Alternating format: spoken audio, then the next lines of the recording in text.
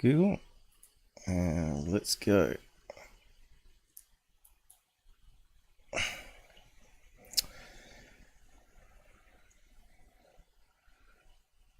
The Out There channel. Please sub and share.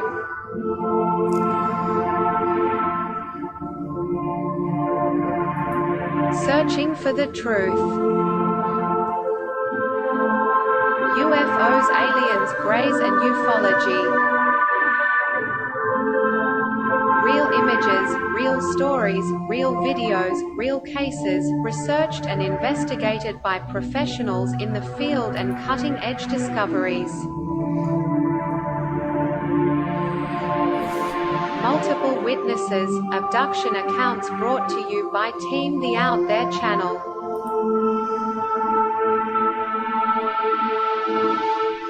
Good to be back. 5, 4, 3, 2, 1. Action.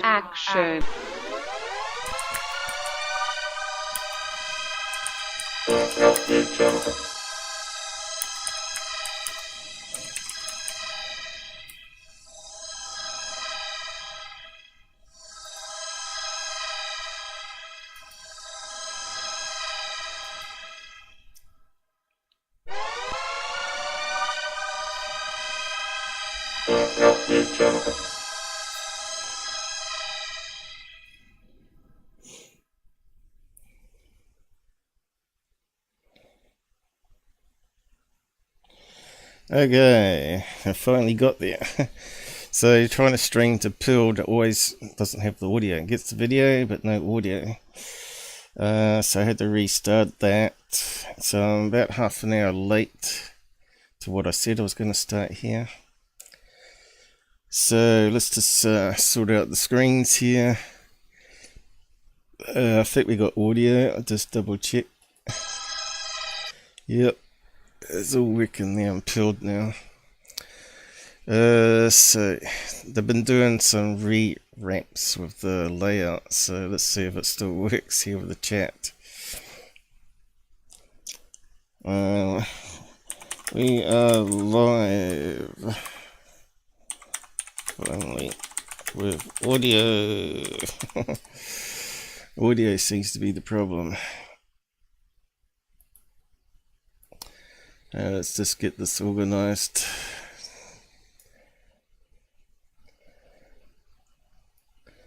You lose most of your energy just getting string going. It takes a lot of setup, really. Oh. Alright, PC's plugging. Let's get a better laptop, if ever. With more cores, we might be in better business.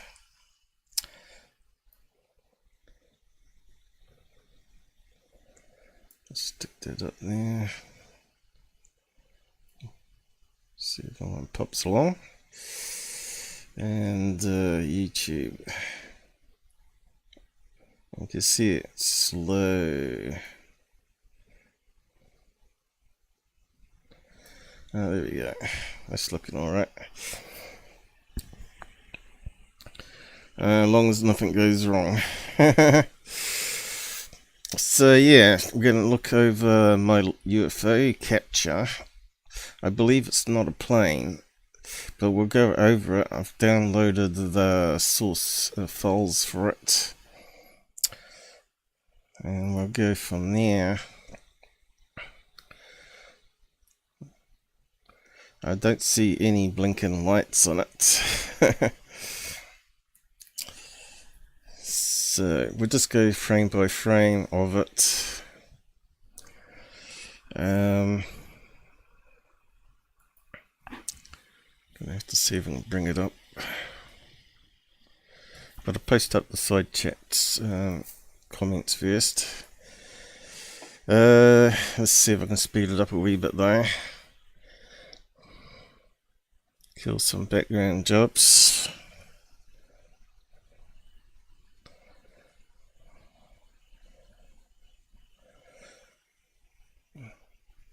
It was a last minute thing. Woke up early and I thought, damn it, I'm not going to fall back to sleep unless I get up. Yeah, where's my comments?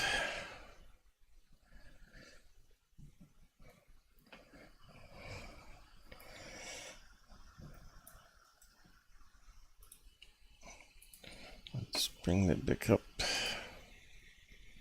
There we go. So I'm just typing up the side comments here, waiting for people to join on YouTube, and I don't think YouTube's being very friendly with me at the moment. We'll just go over that. And the traffic's been dismal overnight, like 1 view every hour. So I've paid them off somehow.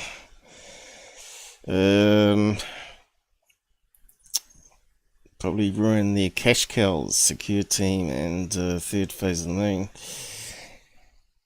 and goof on.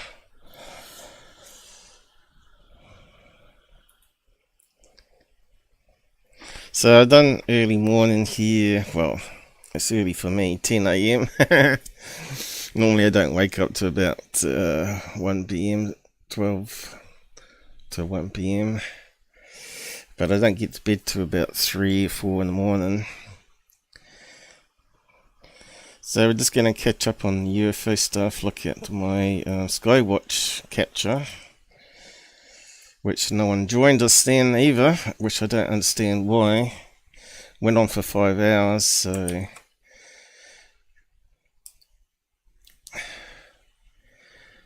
suppression of UFO topic is pretty bad.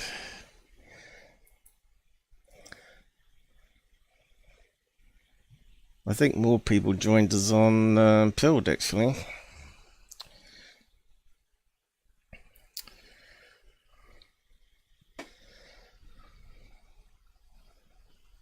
Okay.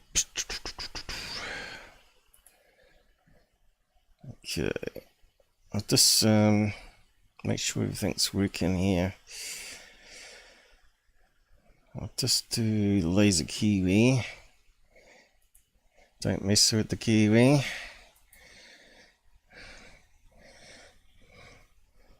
Make sure the audio's playing and everything.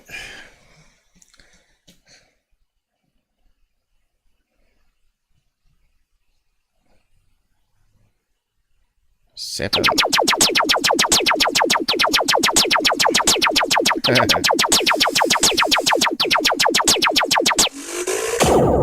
I hate those nanas. Yeah, seems like it's working alright. CPU's equalized out now.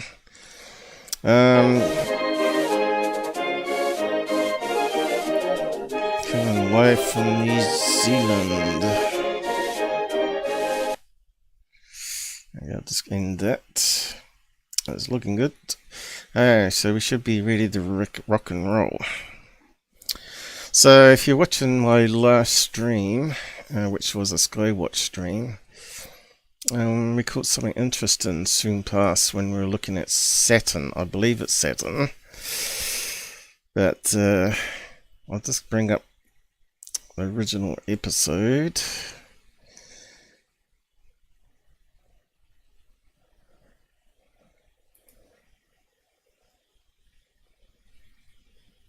Pretty cool. Let's make it sure it's on H. So just right after it, I looked at the plane map and the sky map, and you can see here there was no visible satellite. So this is like seconds after, right? About 5 seconds after. So we were looking at Saturn. Let me just go full screen on that one.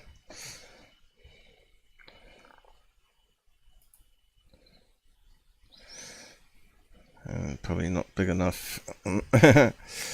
So we're looking at Saturn here, and something went past it, but this is flipped around, so it was coming from the north heading to the south. So it was heading off this way, It's heading down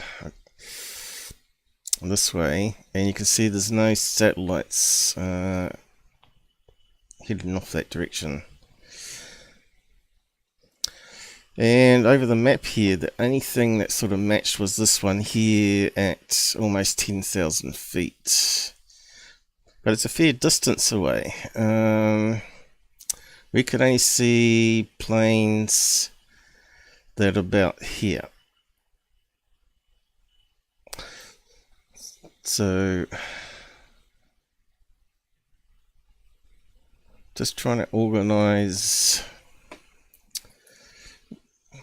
which way we're facing on that. So just bring up the editor.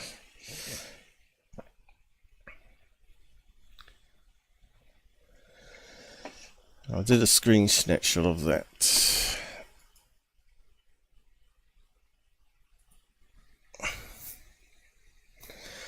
So we can just make sure it isn't a plane.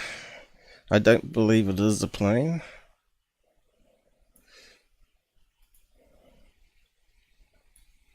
For a few reasons. So this is why I do sky watching this way, because we've got all the information quite handy very quickly. So we want to focus on this area here to work out where we were looking,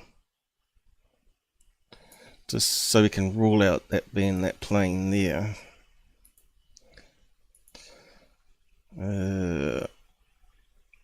Paste the image.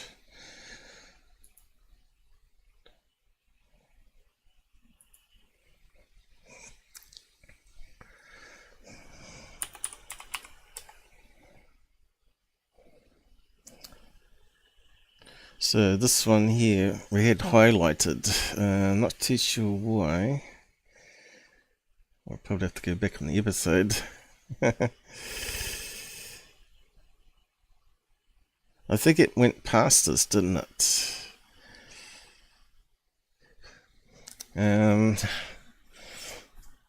So if I draw north, south, east, west, right? How can we do that? I don't think we've got a compass.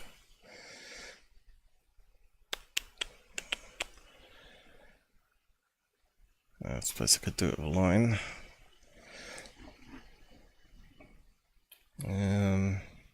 Okay, yellow. So just do our 4 points. Now this is east coast this side, and that's west coast over there. So that's got to be north. But it's not directly that way, I don't think. I might have to bring up Google Maps. I'll go east. That way. Now, my house's camera is facing east north. So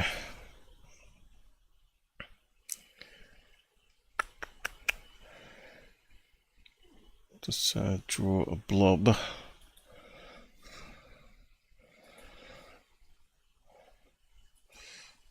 No, this is probably where the camera app would have been handy, because we would have got the exact thing on the app, on the thing on the front of the camera. But I've been a bit lazy and haven't set it up again. So we're about directly underneath that flight path, right? We're about there somewhere.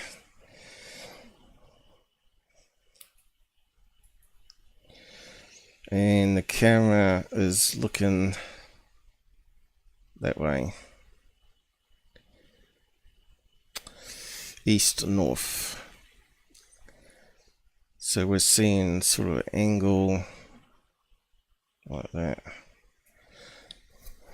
Now that plane looks like it's too far away for that camera view angle there.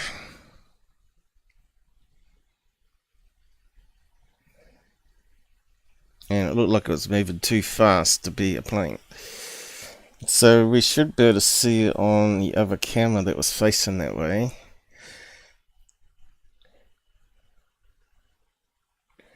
So that's north. So northeast is where the airport is. We're looking east over towards Littleton.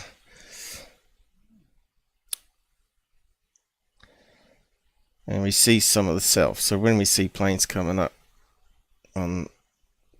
around us here, we rotate the camera around. So let's just confirm that.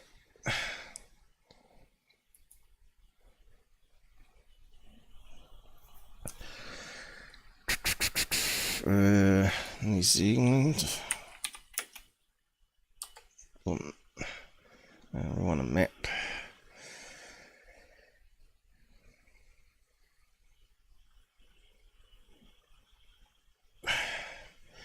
This is the type of analysis that most sky watchers don't do, because they don't want to debunk their own sighting. But here I am just trying to really try and debunk it. How do we get a compass up on Google here? So that's the North Island, right? So that's got to be north going up this way. So I think I got my points correct. But how do we get a compass up on that? Is that a compass?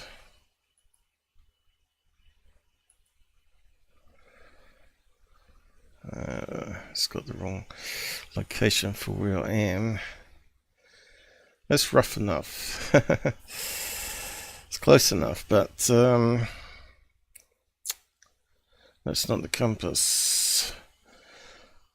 Let's go back out. Can we go back out? Yeah. No. How do we get a compass up? Good question. Google Maps doesn't make it easy, does it?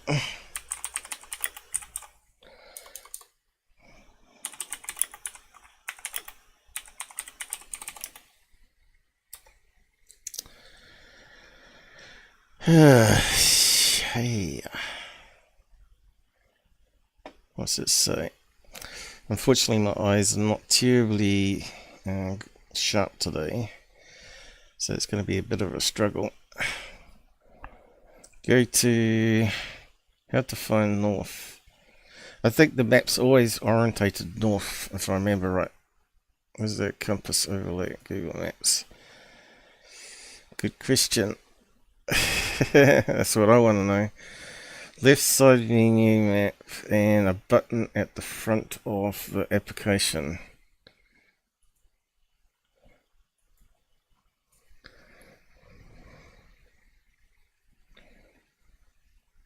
Where?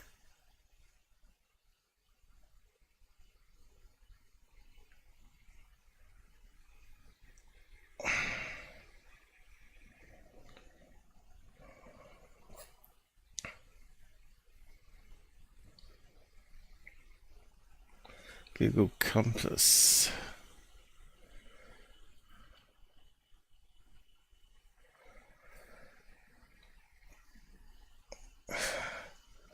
I don't understand. Google Maps.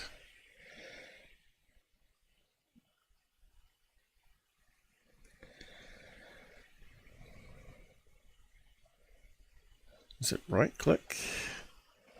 Let's go back.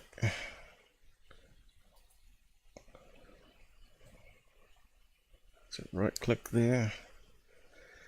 Directions. No.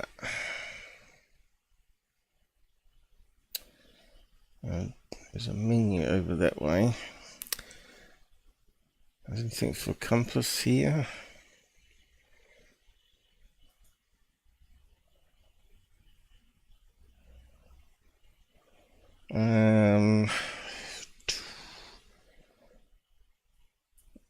That helpful must be old.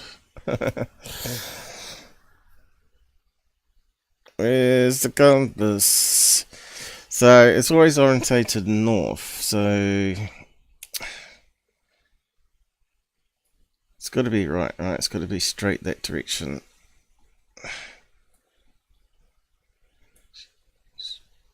Straight that direction. And so that means I'm possibly right with the angle being there and there for the camera.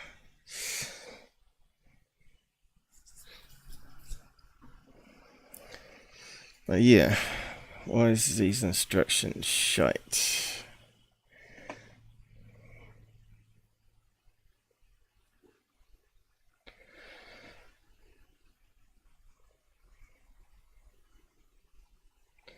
Looks like everybody's asking the same question. Google Maps. Oh, let me just check something here.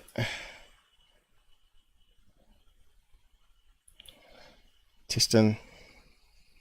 I'm just checking quick on the audio.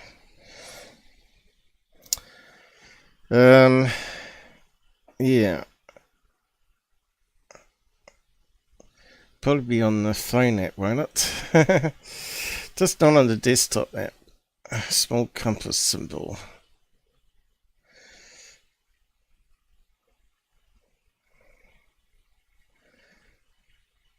Okay, there's a widget on the right side of the map. No, it doesn't.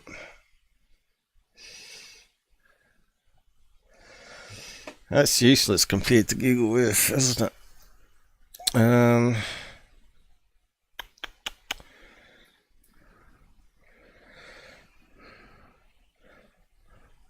Got street view, your location.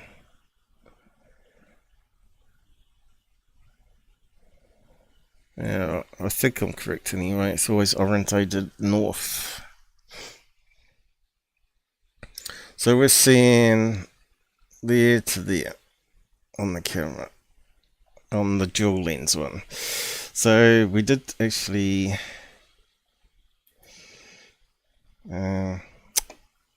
download those videos from this particular moment, which was at, because I got the date on the screen,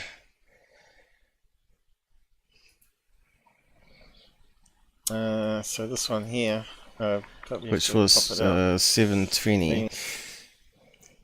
Well, I can't see it because Google's put a bar over it.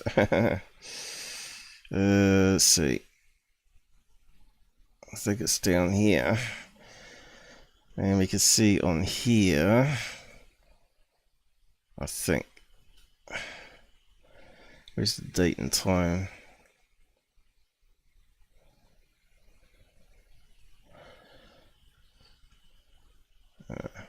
Oh, there it is. 722, around about 722 to 723. So that's the ballpark we're looking at. So let's do a step by step and have a look at this UFO to start with.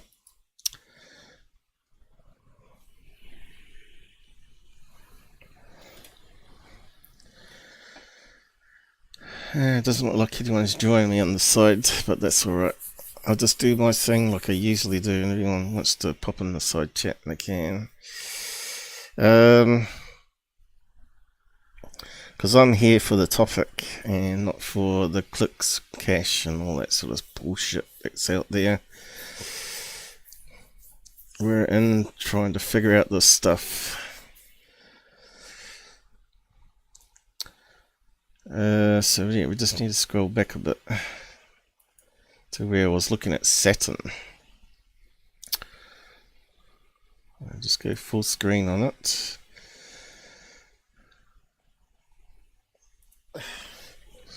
Now it shows up just as I zoom out. Sky passing over. So if that was Saturn, where's the ring? Why can't we see the ring?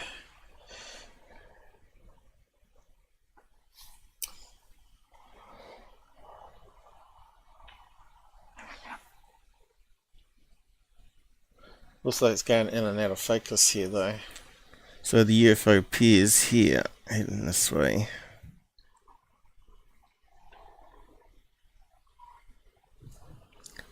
You can see how people get mistaken identity. Okay, here it is. There's the UFO. And it's moving quite fast. So we'll just step it from there. And I just zoomed out just as it was about to come past us. But you can see it's moving every frame here quite a fair distance.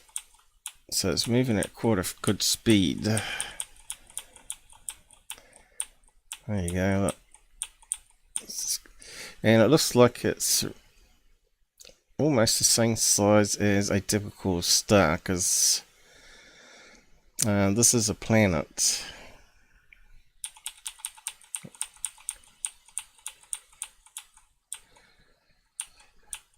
And they are slightly brighter and bigger than a star. You can see how small that is compared to even if that was a star and it's not a planet. That it's a really small object moving quite fast. Now I've just noticed it and I'm trying to zoom into it as much as I can because it's on maximum optical zoom at the moment. And there it is there. I'm trying to get onto it here.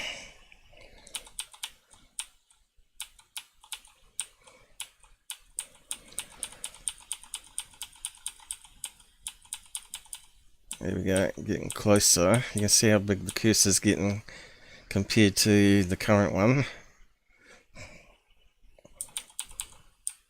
So I'm doing screen zoom and also got optical zoom maximum pretty much. So here it is. Does it look like a plane? Let's do a super zoom. Now you can see it's kind of a bright object. It's illuminating some cloud there. It's pretty small to be that plane on the map, because we've seen those early in the night and they're way bigger than the stars. And they go right past us, so I don't think it's that plane. We've lost it. I'm still zooming in, I think. So where have we lost it to? There it is. Yeah.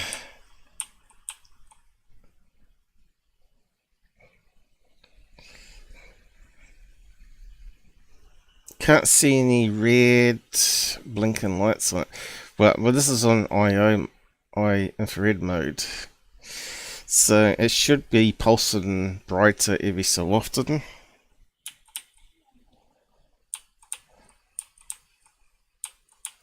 And that's not happening. It seems to be like constant whiteness, and it's illuminating the cloud it's going through. So even if we had a really good optical zoom, like 100 times like a Nikon. So there, it's passing a star there, isn't it? We can see the size of comparison of a star. So that's why I thought it could have been a satellite rather than a plane. So there's a star. Even further away star, or a dimmer star I should say, than the planets. Don't think it's an insect, because we saw insects in the night and they're fairly big, illuminated by the infrared. This looks too far away to be and it would have been totally out of focus to be an insect.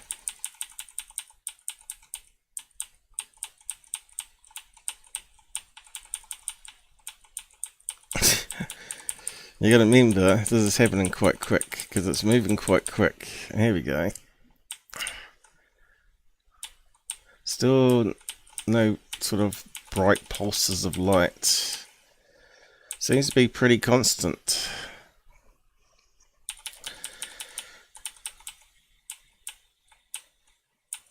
So I'm still moving it around, trying to keep it in the screen. But yeah, it just shows you what level of clouds that you have to film through. Yeah, where's it gone? Oh, there.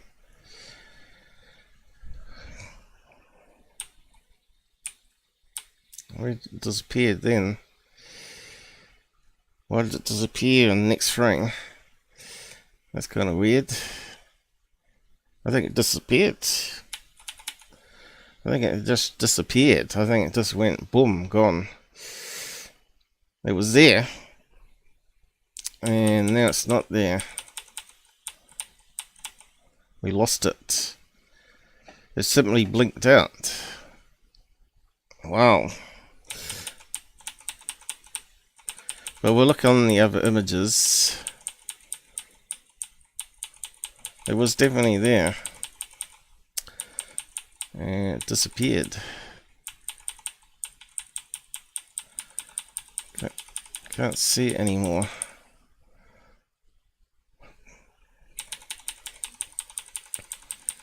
Like I said, it was moving quite fast.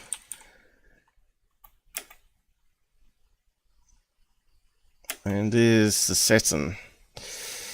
So this thing was moving from there to there, and then it simply blinked out. Now, a year ago, we caught on a fisheye camera that I had out there. Was an older camera I had. It looked like it. We got in a few frames this portal that opened up, formed a round black hole with the outer bit like a black hole actually. It looked like atmospherics being lit up around the hole. So I might see if I can find that again. It was in the same location. But because it's a fisheye, some of it would have been bent. So we're just wondering, we're 100% sure on that one either.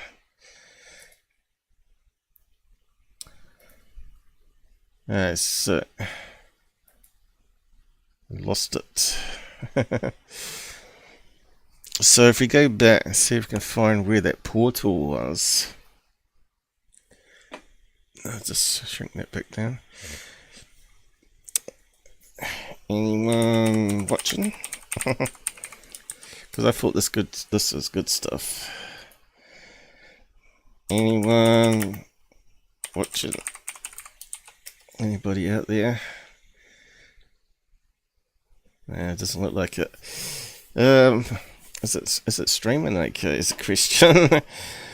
You never know, I may have screwed up. I reckon it's got excellent connection. 39 minutes gone past already. Okay. On YouTube it reckons it's all good. That's alright then.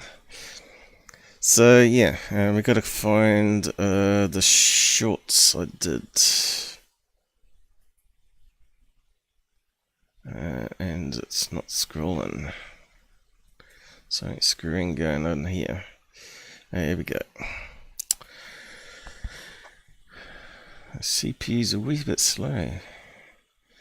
So what's interesting, you can see the suppression I get with Google here. Now I put up these two shorts on this, but because I say UFO in the video, you can see they suppress it. So I've only got 7 views, fast moving objects. So that was the 15-second one. And I did a minute one, fast moving object, got 14 views. Now, you can see anything where I mention, try and bring up, see, watch before it's censored by YouTube bots. So that one was censored as well. But you can see here where I don't mention UFOs, there's another video where we got skydivers with lead suits on over the pyramids, right? So I made a clip of that. That got 1,000 views. And it got me 5 subs on that one. But any cool, better stuff, real UFO stuff, hardly any views. And this one here, the Starlink, no mention of UFOs. 7Sept Starlink satellites over volcano. They rolled that one out, and I think I got views. I don't think I got any subs on that one though. But you can see how much I'm suppressed. Where I'm talking about space, UFOs, moon bases. None of those ones ever get rolled out. My lump where the aliens stuck a needle in me, 15 views. 37 views. You can see it looks for keywords or things that you put in the title. I'm careful not to put in UAP or UFO or anything, or aliens or anything like that in the title, which makes it less attractive because people that are looking for UFO videos may not click on it. Full moon, you can see none of it's being promoted here. But now we got one here, birds that look like flying tic tac. That wasn't censored, so maybe I should call UFOs tic tacs. And make sure there's a space between the two words, I guess. Frame by frame. 2,000 views on that one. I think I got a few subs on that one too. And of course the dog videos, they always get lots of views. And they get occasionally subs. Charlie does better getting subs and views than UFOs, because Google, I don't know, they've got a mental thing about UFOs videos, and yet it should be in their best interest to push that out because it's a very popular topic at the moment. I think it's kind of disgusting, really. So maybe I can redo my UFO sites in here in a way that where I don't say UFO, or I have to edit the video and beep out the word and see if it'll get 1,000 views. It's really annoying. But anyway, we're trying to find the one with the portal, and you can see here they make it really hard because they only have latest and popular. They don't have an all button, so you can't get to all your videos from your play bar here. They don't show it to everybody, so there's censorship there as well. So if I go through here, it will stop at some stage. It won't show them all.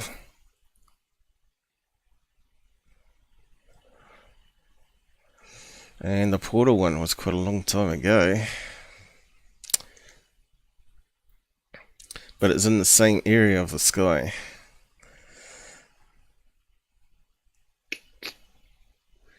So I wonder if that UFO that just went bing, disappeared, went to a portal.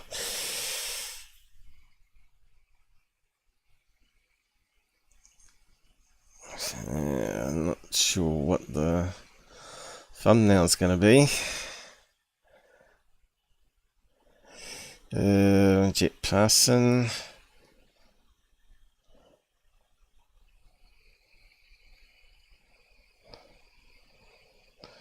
It's amazing how much I put up.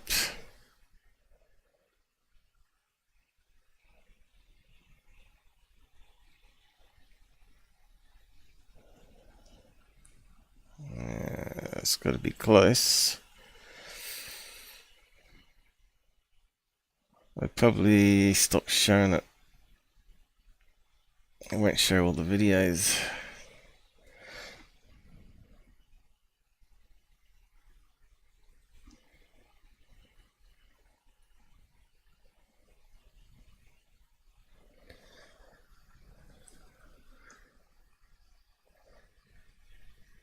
Might have to do a search on it. Right, is this the one? Oh no, not that one. This is the little little donut in the sky. I'm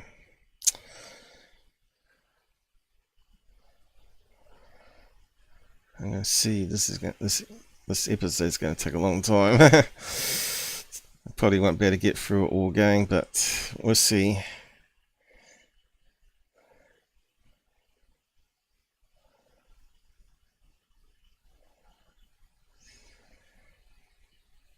Okay, must be getting close to it.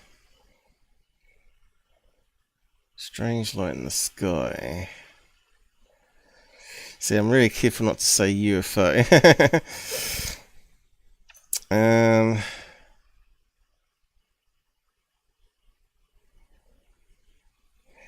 pretty sure I said portal on the other one. Just keep on going, have a look. Makes it really hard to find stuff though when you do that. What's that one? Was that the portal? No, that's the apparition one. Yeah.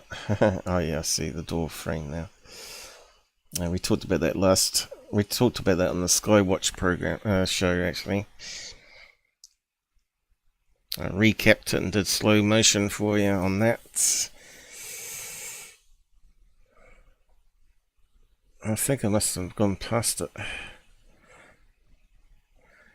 Oh, maybe they are going to show all the videos now. Maybe they fixed that problem.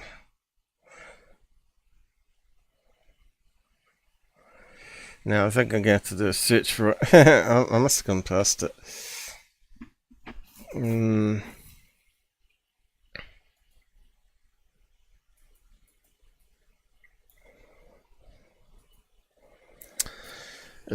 Portal. Just try that.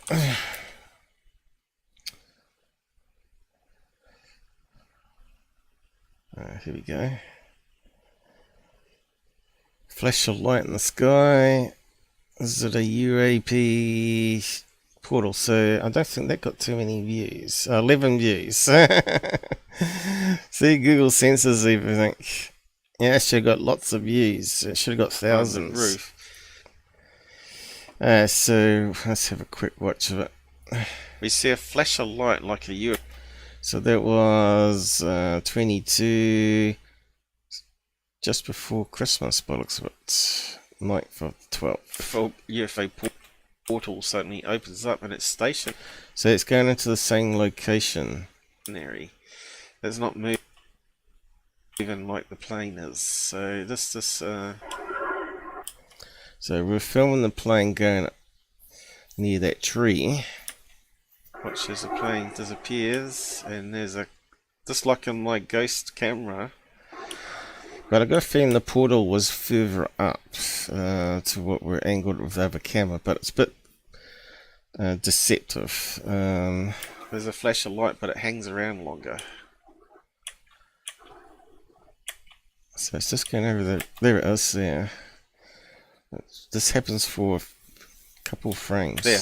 Do you see it? It's just like the ghost camera. But yeah, it's brighter. And you can still see it there. So it does look like that bright star there though, doesn't it? And that did disappear roughly in the same location. So I think that camera might be looking further up.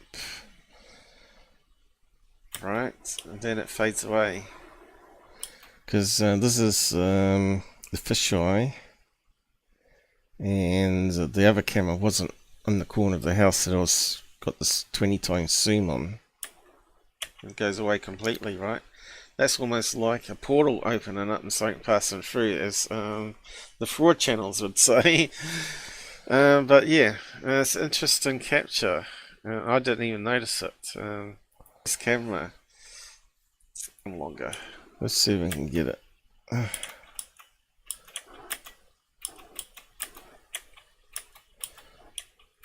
Yeah. So can we step backwards on that? There it is. Yeah, you can see it fades away very quickly. It's like a little flash of light. It's a bit like the tear in the sky video. But when you zoom right into it, it's actually got a little black hole in it. I think we have to go to the original video, because this is going to be too pixelated.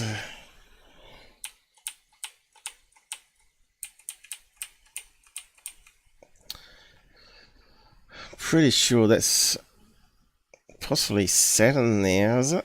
Okay. Or whatever what we think was Saturn. Maybe it was just a bright star. And it went past here, and it did disappear about there. Same location. But yeah, I need to see, it forms a little hole. See that there? Fortunately, forms a little donut. But flash bang.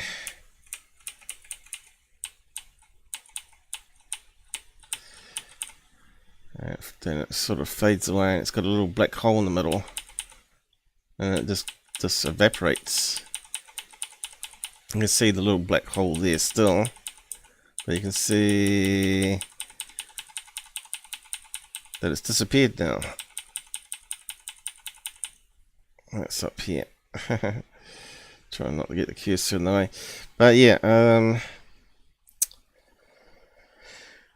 that's in portrait. It's best to always go to the main video. Of course, you can't do it from here. It doesn't give us the click link. It's playing it back when we do it for a search, like a normal video. So lucky enough, I posted it here with a timestamp. And gang, this happened at the end of the night too, didn't it? It should have been the top link. I think I did take a still and enhance it and all that in the previous live show, next live show.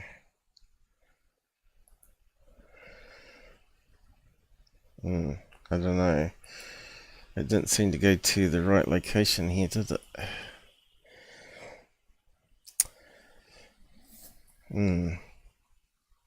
Why, I don't know.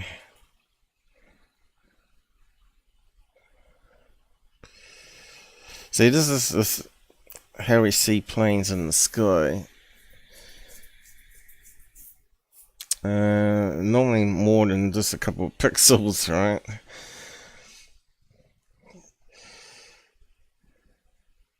And that's heading off northeast. How many views did we get on that one? Only 79 and 11 likes. So yeah, we're really suppressed here. Should be doing a lot better than this on YouTube.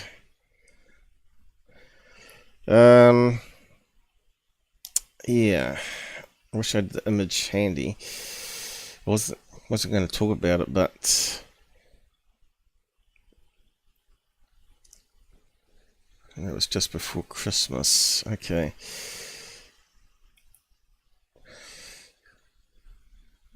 Probably got on Discord, so let me just do a quick search if I can find the image there. Hang on. This is where Discord comes in handy sometimes, posting images up there and then search for it.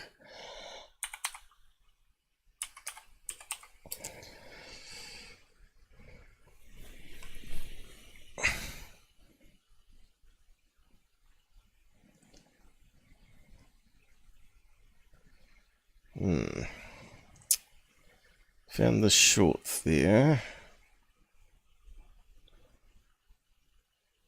What I should have done a snapshot. Maybe I didn't put a title on it. Let's go there.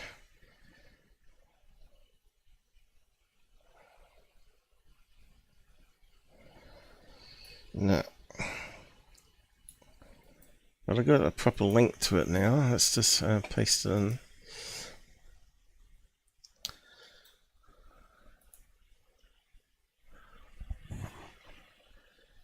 And oh no, still doing that. I think this was an early day of shorts where they didn't have it quite right, did they?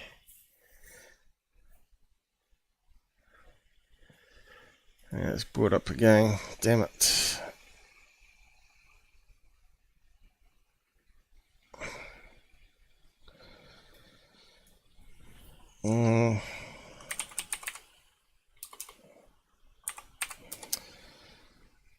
Pretty sure I would have had an image of it.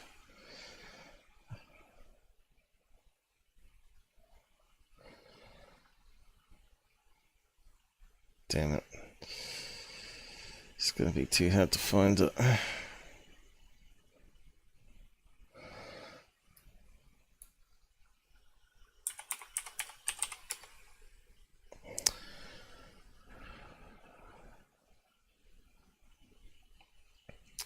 Can't show you what I'm doing on the other screen, but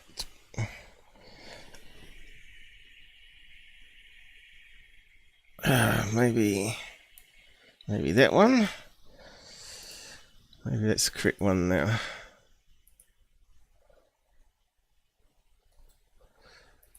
It's got the word short in it. Ah, right, now we got it. Is it the right one though?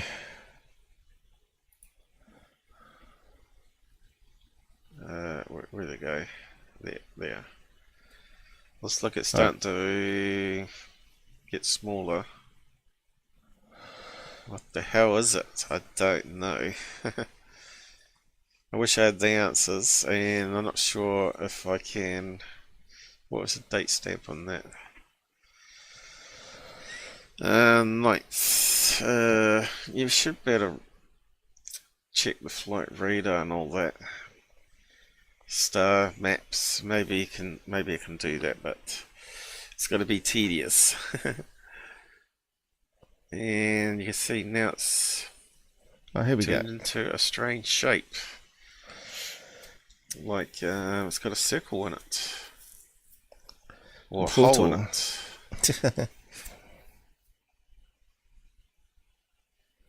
So it's a bit like that Tear in the Sky episode, right? And that suddenly disappears. And of course, we're on those cameras, they're doing about 12 frames a second, so it's only in like 4 frames, so it lasts 1/4 of 12 frames in a second, so it's very fast. And if I didn't know, it's lucky I noticed it, you know. But there we go. It forms that little donut hole in the sky. I should open up tab there. So moving on. So that means that portal was opening up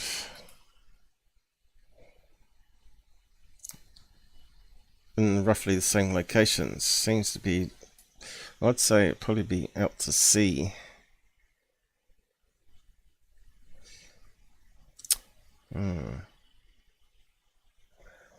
Don't know if there's any fault lines out that way. But that's the same thing as this fast moving object was heading towards it. It was heading this way.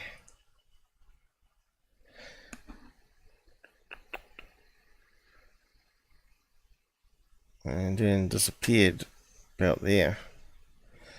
So I don't believe this plane was anywhere close to that that viewpoint there. So let's just go and have a look at the original video, see if we can see it better.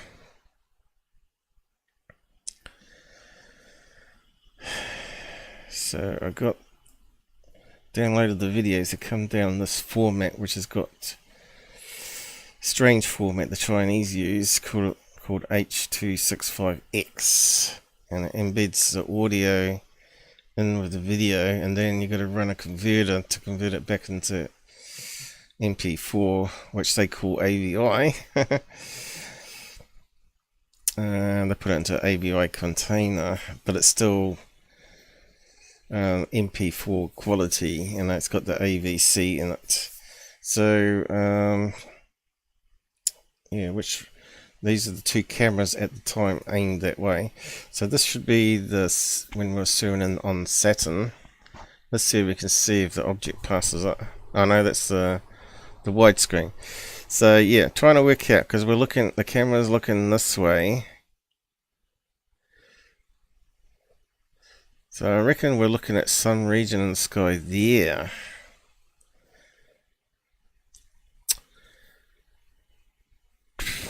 And that portal where the plane went below the roof line, it could be there. It could be Saturn there. That would probably make sense. It looks like the brightest one there. It could be that one there. The right angle. Is it playing? Yeah. So we're seeing these sky bugs, the fish. And you see they leave big streaks. They go fast, of course, but they're always out of focus. Not like that little pin of light that we're seeing. So we know it was roughly at 722 region. 720 at the moment. I'm just trying to work out what light source we're looking at. Could it have been that up here? But if we can see it on this camera, it would give us an idea.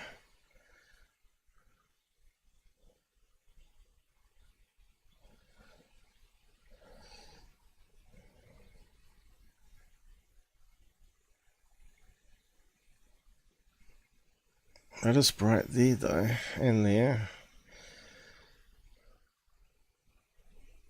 But we know that Saturn was rising, it was close to the horizon.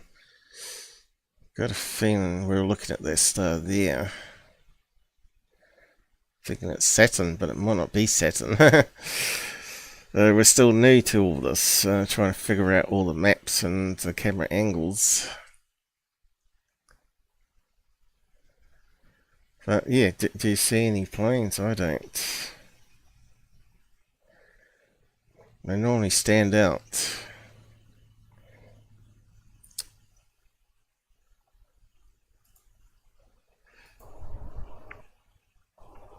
Let's see, got sound there.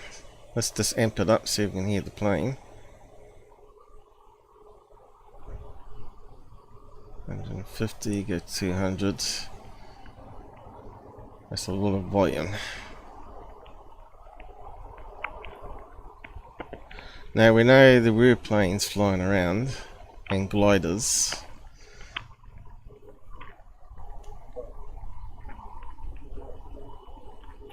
Oh, that's interesting. I can hear someone talking. Is it picking up through the window here of me talking? Probably. That's how sensitive the mics are. I think it might be me talking. It's picking up through the window.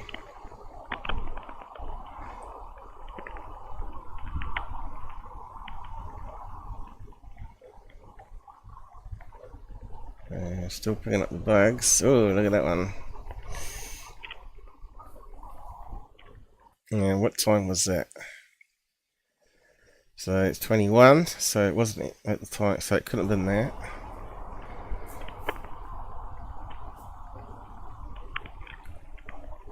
It's not a very good colour label, is it? So we're a good minute away from it still.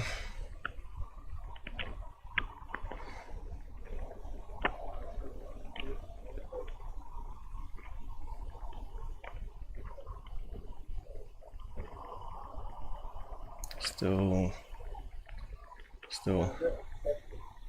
Yeah, it's me talking. That's amazing. Those mics are amazing. So we're coming up to 22.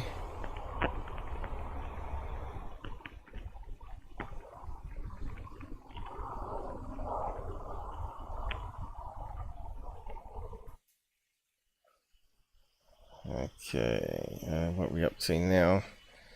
Coming up to 22. Yeah, can we hear a plane? They're normally quite loud. But that was at 10,000 feet. Now we're hearing maybe trucks on the highway there. So should be visible about now. Now we've got a little bug there.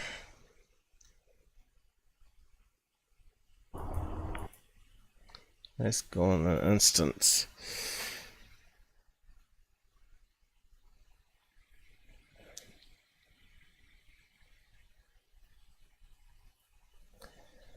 I can't see no planes.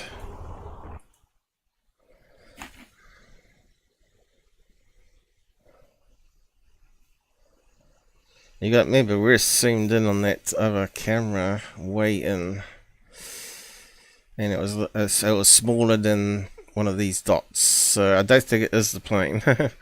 It's too far away to hear if it was. Yeah, there's a truck noise. So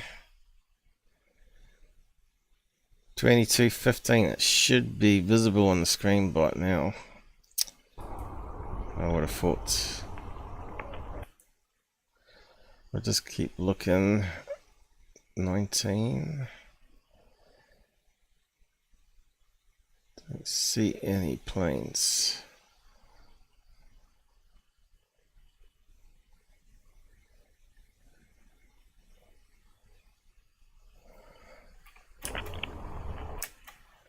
Plenty of sky fish. Now they're really blurry and big.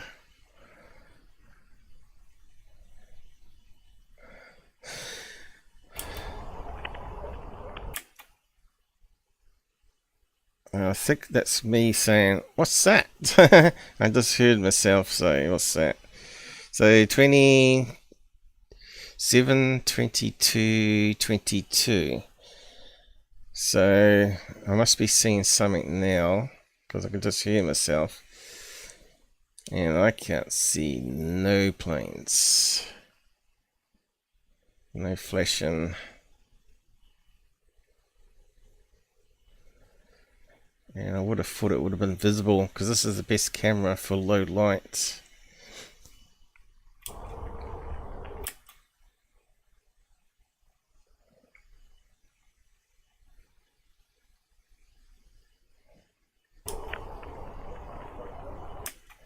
Can't hear any planes.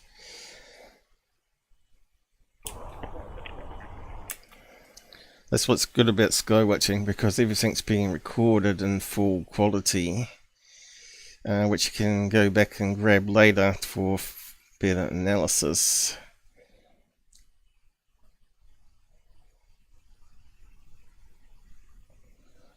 Can't see any little dot moving. Now I'm getting excited there, so it's got to be there if it's on the screen. 7/22/30, so it definitely would have to be here. So it's got to be a really small dot of light.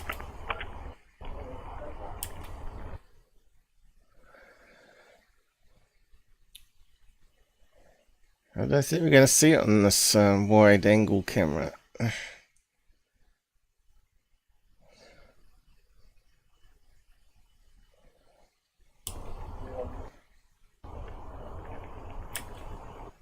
I think it's gone past by now. There's a skyfish. 7:36. Of course, that's going the wrong direction, so it can't be that. Because it's going this way. It was going that way.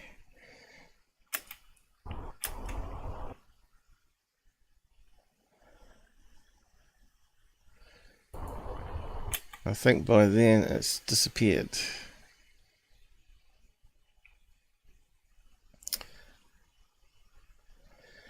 So yeah, it's not visible.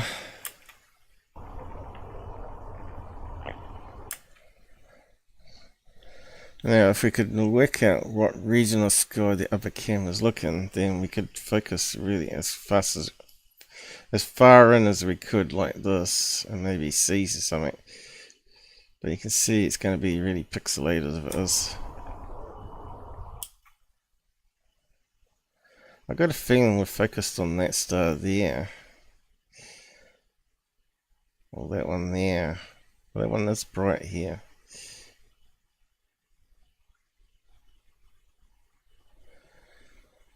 But yeah, can't see no planes and couldn't hear it. So that's why we do this, just to make sure we're right in what we're saying as a UFO.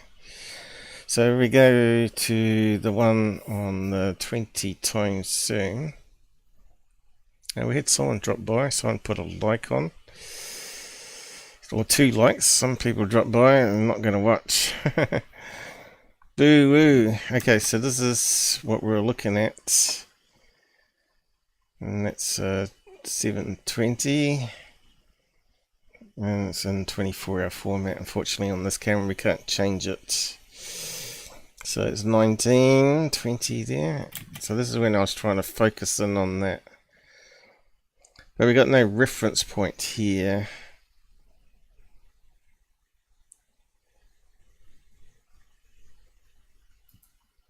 Is it playing?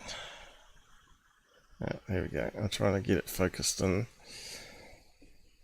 Now you can see some other stars above it. It's got to be Saturn. Look how bright it is, and look how big it is compared to the other stars. So, are we going to be able to see it on this? We should be able to.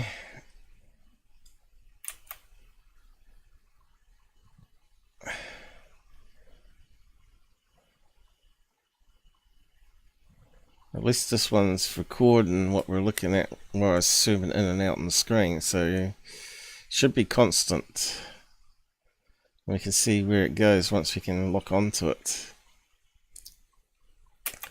Yeah, there's a flash of light there, but is that just this twinkle of the star? What's the time? Yeah, it's a good minute before. So here's a star flashing. Oh, where's it disappear to? Went out course there. So it looks like a star. I think it's because the clouds are going. It's a thin layer of cloud. We know there's cloud because look at the cloud. This is illuminating. So we know there's a thin whisper of cloud, and when we zoomed in before on that UFO, we could see it was illuminating some of the moisture in the air. And of course that cloud cover's moving all the time, that thin layer of cloud. You can see it looks a bit, and that makes the stars twinkle as it's blocking some of the light out. See that?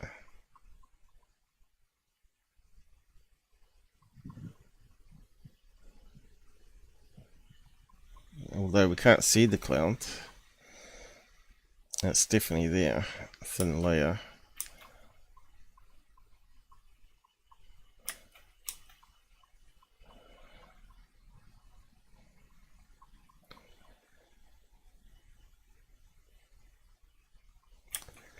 Now, is that the UFO there? Hang on. Don't think it was that high up. It's getting close to the time.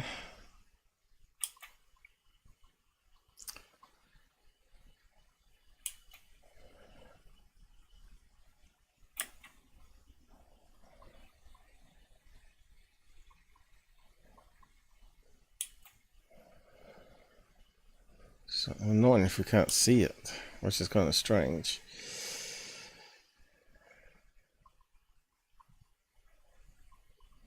Maybe have to run some filters through it. Yeah, I thought I saw something moving. Here it comes. I've lost it. Whoop.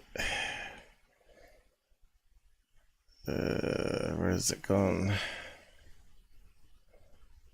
There it is. I think that's it. There we go. Look how fast it's moving. It's moving really fast.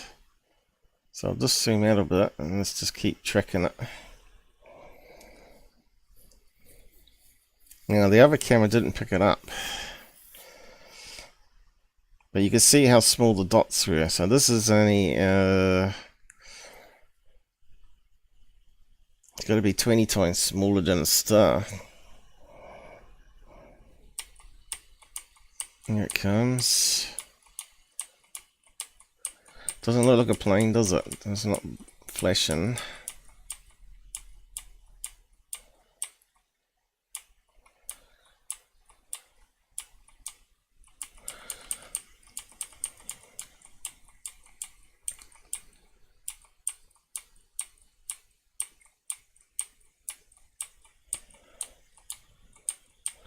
Looks like it's going up to that location in the sky where that portal was, right? And the other video from December. Okay, it's right above now. Wonder if we can zoom in. Looks a wee bit different on the higher res, but you can see it's definitely the atmosphere. It's blocking something here. So could it be a plane? But it wasn't on the flight radar in that case. I don't think it was that one that was on the map at 10,000 feet, because it was too far away.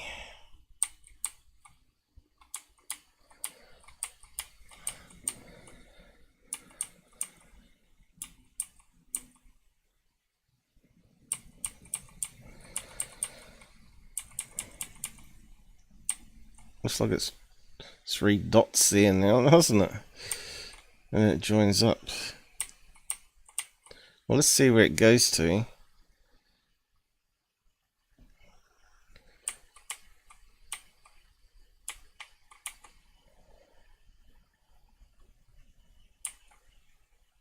There's that star.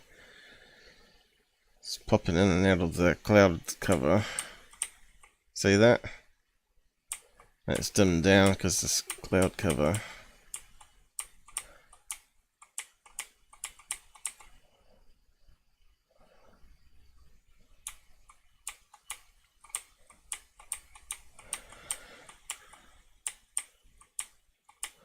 Let's see where it goes to.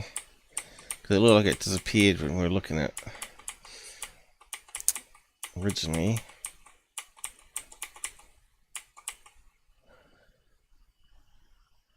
Just zoom out a bit.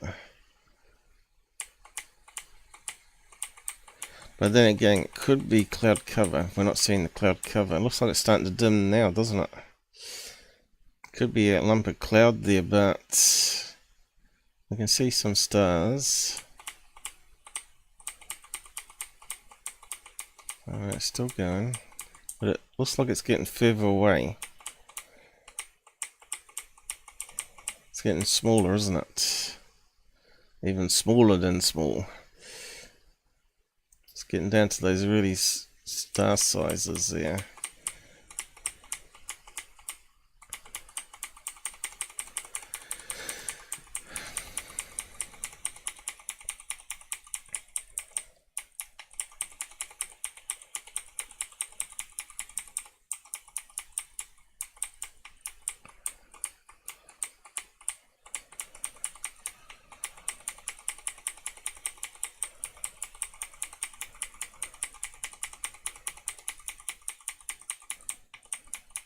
Still going.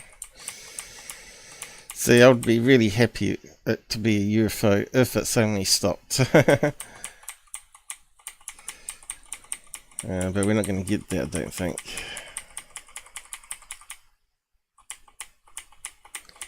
Well, it hasn't disappeared yet. You can see how small it is. And there's a sky bug passing by. I was lucky to spot it actually. I was zooming out just when I spotted something moving. Where is it? Up here. Let's see, we'll keep tracking it and see what happens. Oh, what happened there?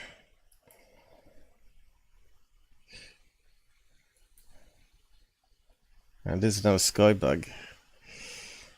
Shows you how big they are compared to that point of light. Okay, where's it gone? There.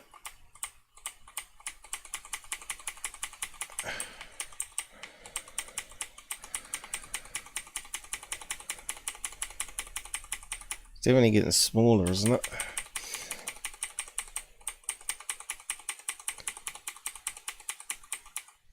Yeah, it's disappearing, no? Ah, now it's disappeared.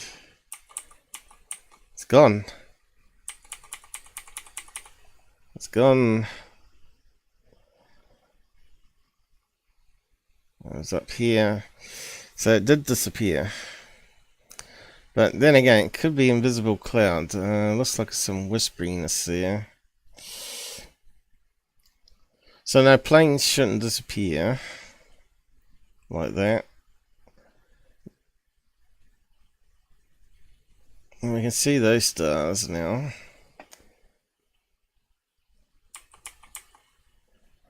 And what's the timestamp? So it disappears by 22:30.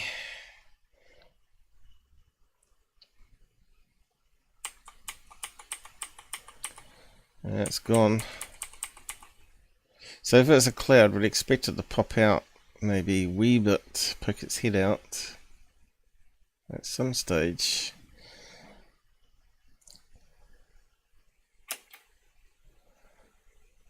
It was over here. It's gone. Skybug. Really close to the camera.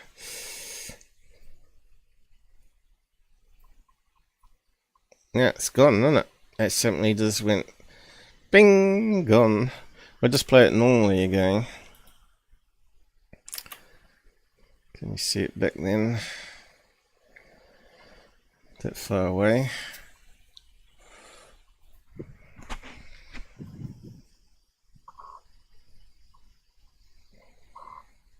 It should be on the screen, but I can't see it. Might have to zoom in a wee bit.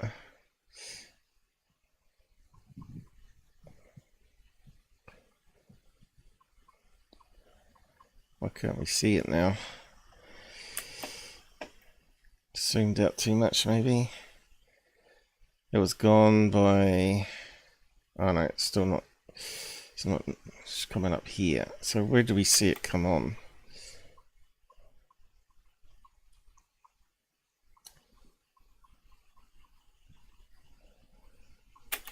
Why can't we see it? Alright.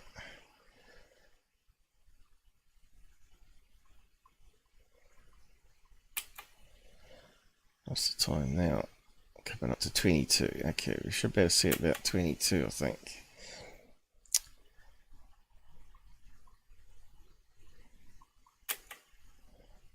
But I can't. Can't see anywhere there. It's now coming up to 22.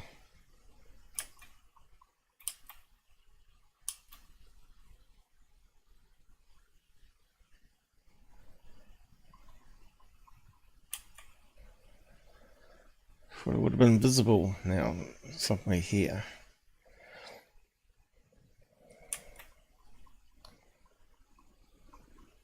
There it is. Look how fast it's moving. No way is that plane. It seemed to come out of nowhere, didn't it? But again, we just don't know if there's a thin cloud cover there. That's moving really fast. Look at it. Whoa, it looks like a UFO, doesn't it?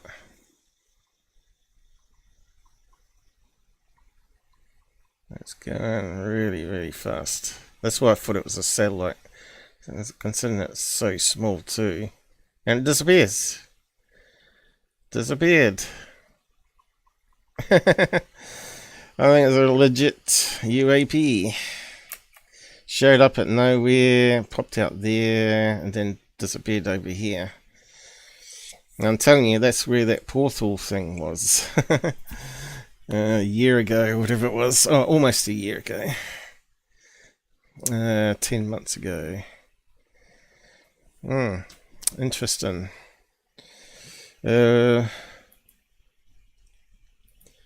Suppose we could try run it through some filters. Anyone join this yet? I got one person watching there, but no one said hi on the side. Pilled. What's happened to Pilled? Are they all in bed over there? What is the time at the moment? It's 11 AM here, so what is it in USA? Can't be that bad for time, is it? Where is everybody? I'm starting to wonder if my stream's actually working. Normally you get one person popping on. Began for an hour. I get paranoid that I'm talking to myself and it's not even recording. That's even worse. Hey, what's Pacific time? USA at the moment. Oh god, that's no good. Let's try PST. Right.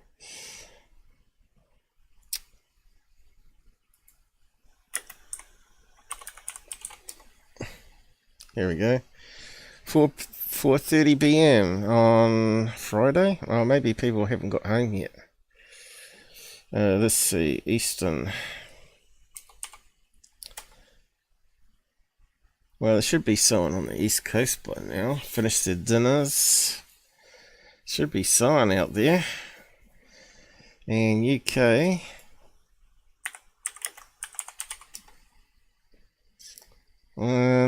Midnight now, so.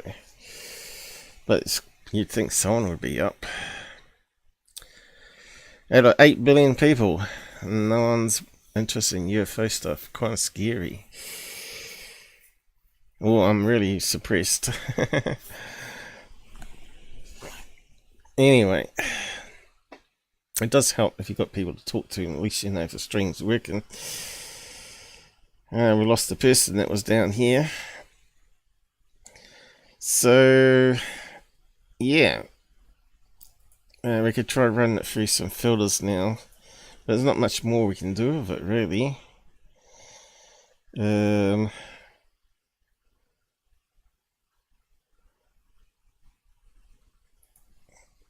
want that one. What can we do? Brighten it. There's not much we can do there.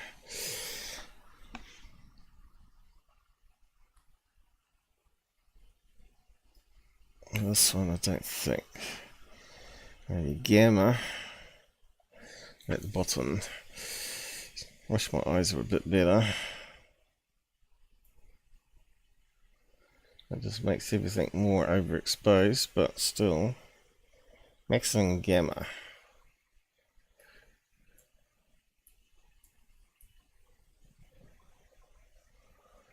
It makes it a bit easier to see the stars. You can see them twinkling now. And we know the thing pops up here. It goes across there and disappears up there. Oh look! Didn't see that before. There's another UFO. That wasn't... Ah, they could be satellites, those ones. No. That one looks like it's blinking. That... I don't know, that was kind of weird.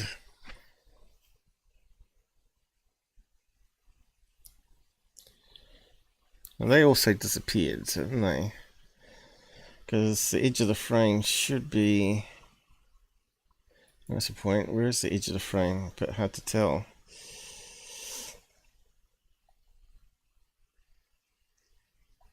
Oh, we have to play back that anyway.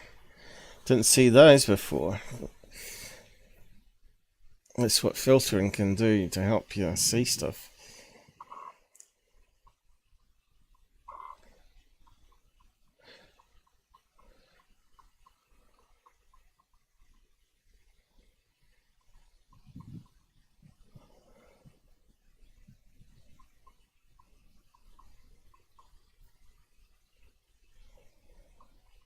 What happened there?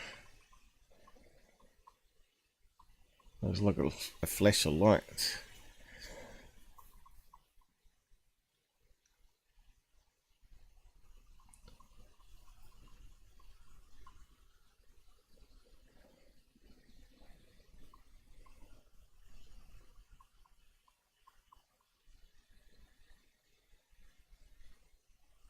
Oh look, that's a plane. See that? That's a plane, because you can see the blinking light, right? So,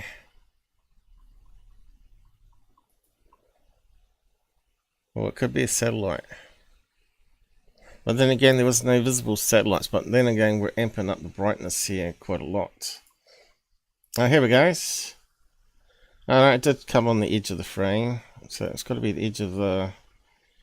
So now we've made it brighter. It's we're seeing it through the clouds better. And it's not blinking. Not blinking, it's just constant.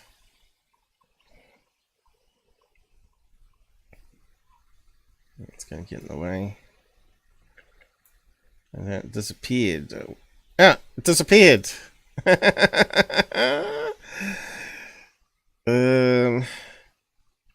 But then, is it at the edge of the frame? Let's see. Would the frame be there?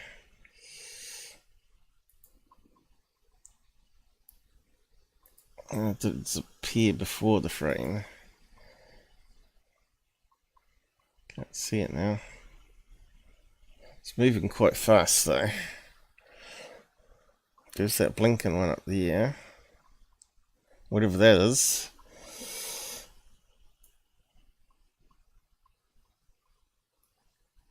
There it is.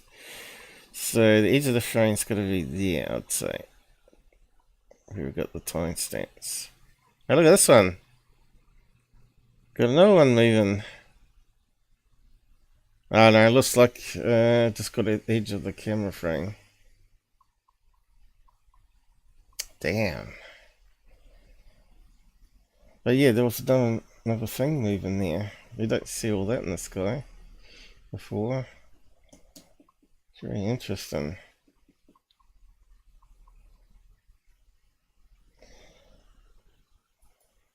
And it disappeared too, didn't it?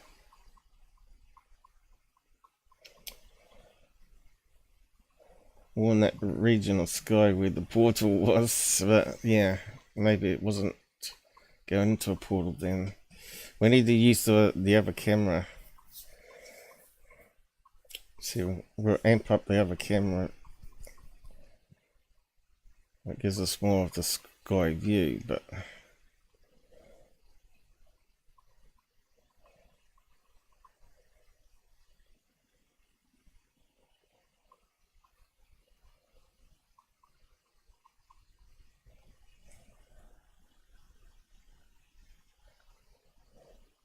There's that one blinking at the top there, whatever that is.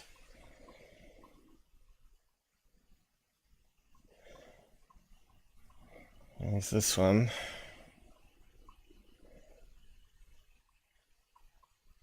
You know, that one at the top of the frame definitely looks like it was blinking like a regular plane, but this one's not. This one's different.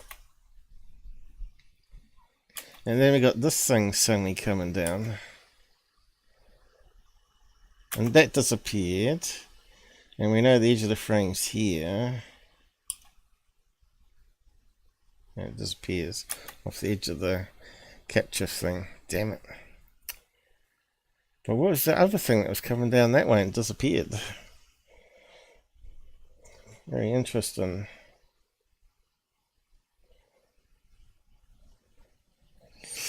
Perhaps I should upload this on my Google Drive and let people download it and have a look.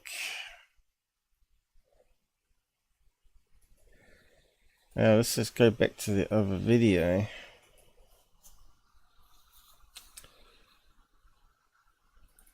And see if we can amp that one up. But we're going to try and figure out where part of the sky we're looking with the other camera. But we need to amp this one up and see if we can see any movement. Okay, There's a lot more pixels on this one because it's wide. And of course they're going to be really small because the other one was zoomed in.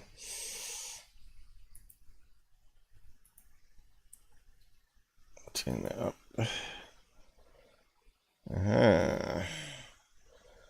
So we had it on maximum gamma. On the other one, we ain't going to see a damn thing, are we, on this on maximum, but we'll try it.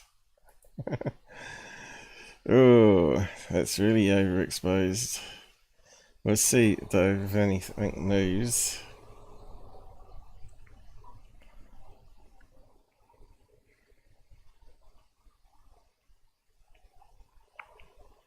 And we know the clouds cover there.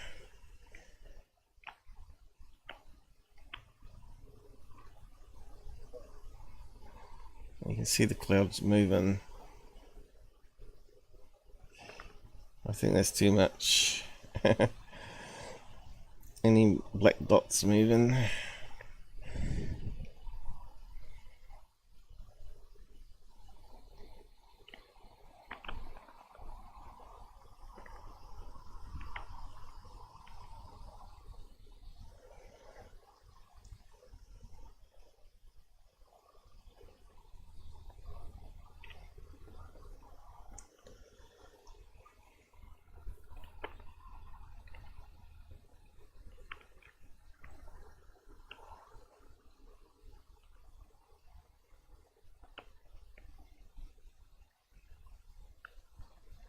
Should be somewhere here.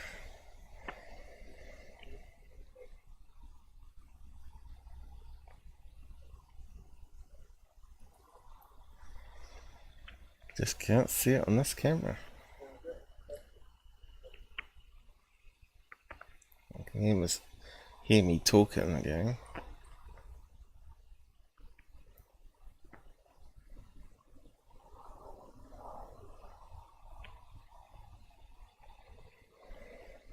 Can't see all those little dots that we saw moving around.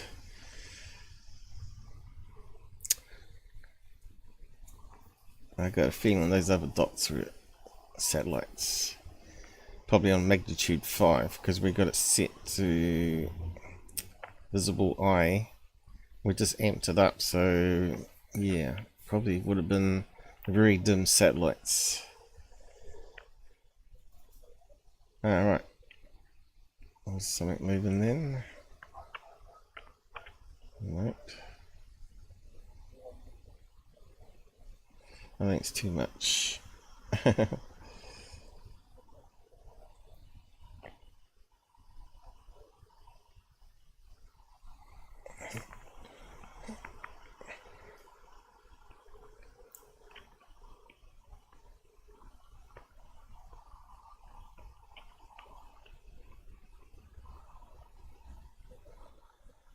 Yeah, I think we'll have to turn it back a wee bit.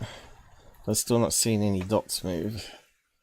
What's the time on this at the moment?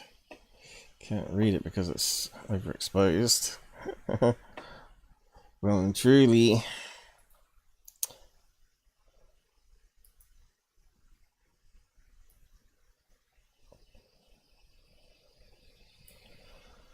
Try it on that level maybe.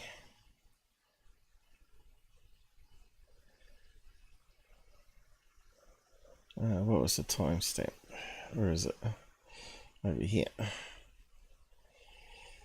So would have disappeared by then off the edge of the camera.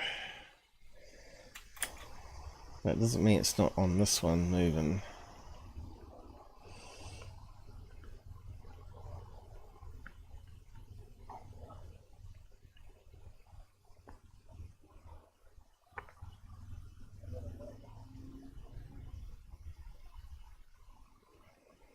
Got all the noise.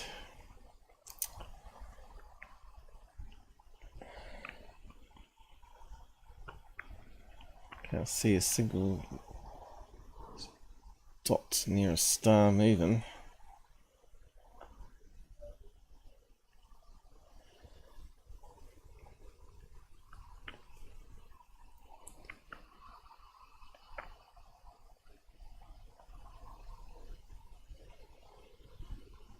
Because all that shimmering is atmospherics, right? This, you can see there's definitely some cloud there.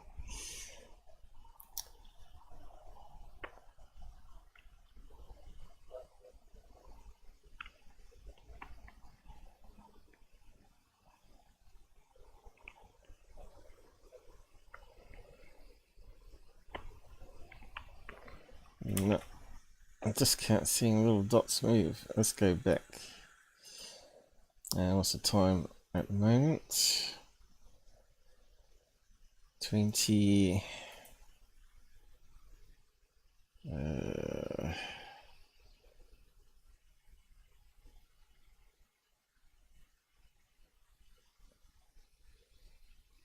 Coming up to 21.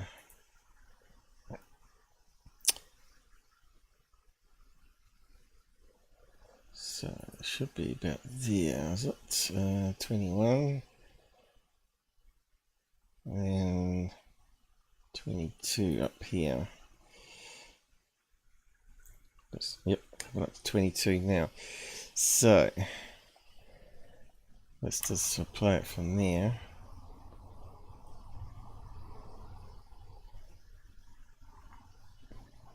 Any bright white dots moving.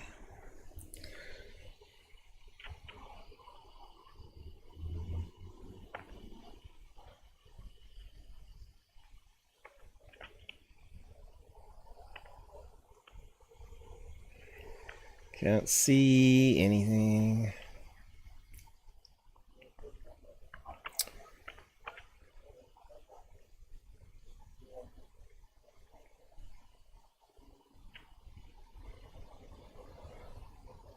These bugs are annoying.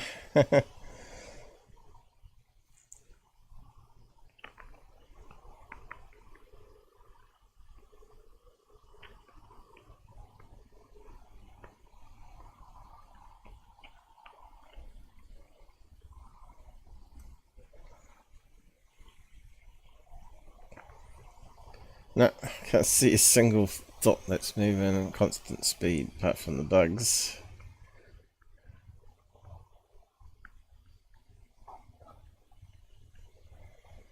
I can just pin one moving, then we could just concentrate on it.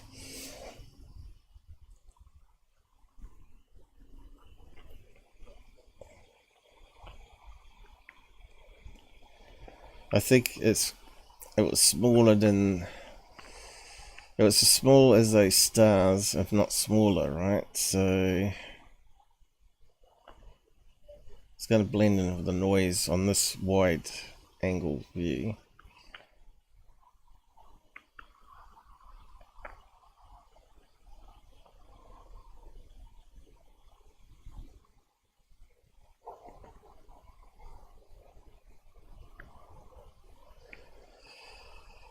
Be good if you could get rid of those bugs though,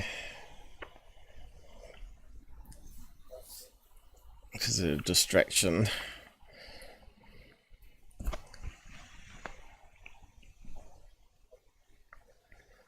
No, the 20 times soon picked it up the best. You can see there's just nothing being picked up moving at constant speed like it was on the other camera, because I think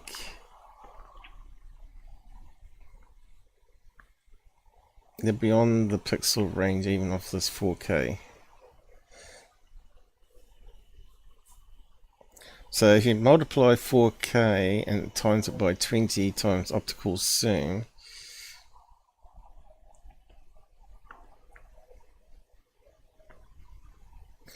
that would be like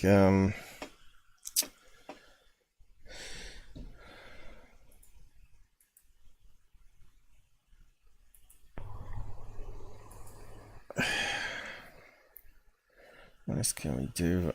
It'd be like one of these dots here. We'd be looking at a region of the sky there where that dot would actually be as big as a cursor.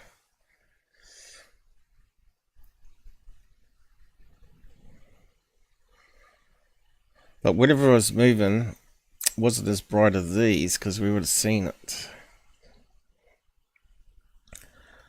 This turn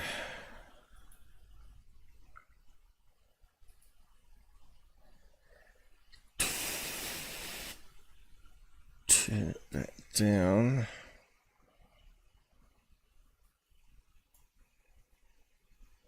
That looks better like that.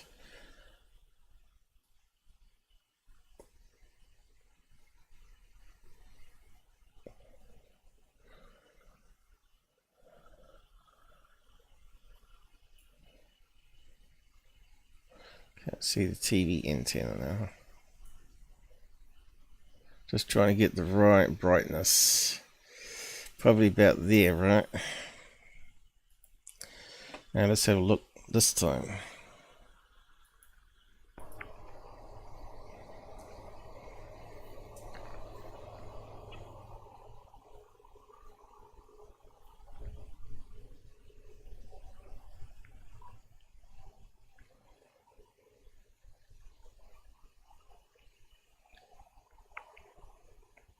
There's little dots moving constantly.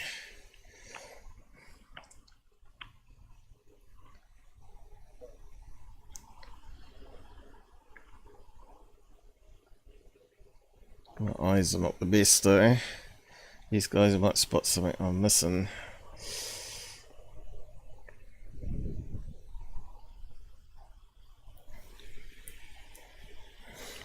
And you've got bigger screens than I have probably.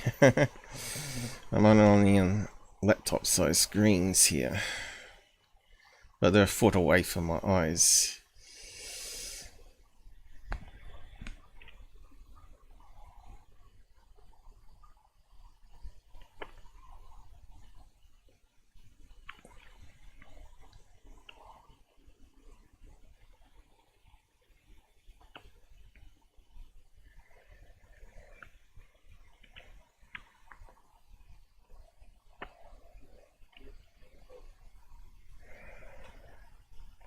I'm pretty sure we got the right date, haven't we?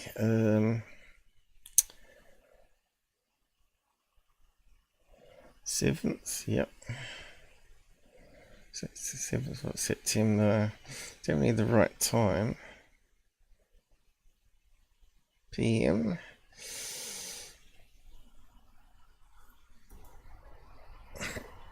Can't see any mistakes.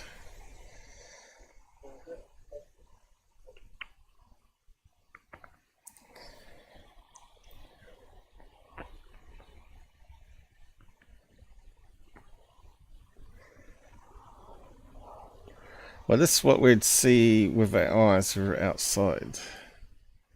So this thing moving in the sky wasn't visible with the eyes because it would have been smaller, like 1/4 the size of these dots.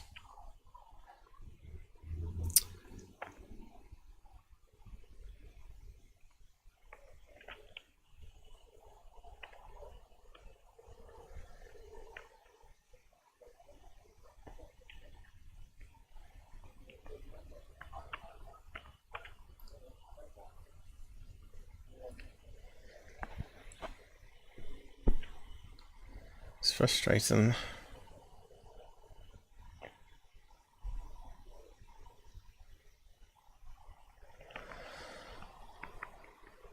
I was really hoping that we would see it on this one. Just goes to show you that's why you got to have multiple cameras.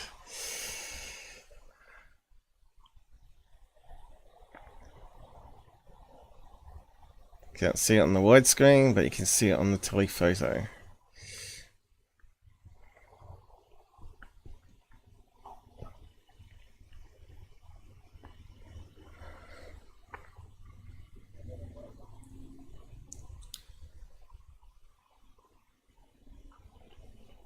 See, those bugs are causing it to calibrate. You see that? Yeah, it sort of goes bright once you get a bug that's really close. And then it recalibrates the brightness.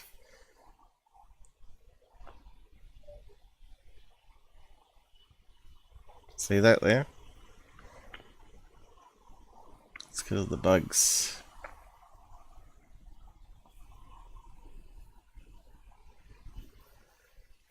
I should see something moving there.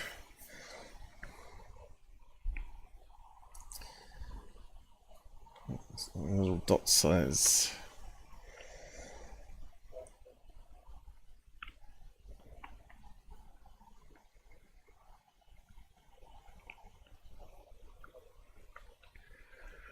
Yeah. I have to give up, I guess. Just not seeing anything. Bit of disappointment.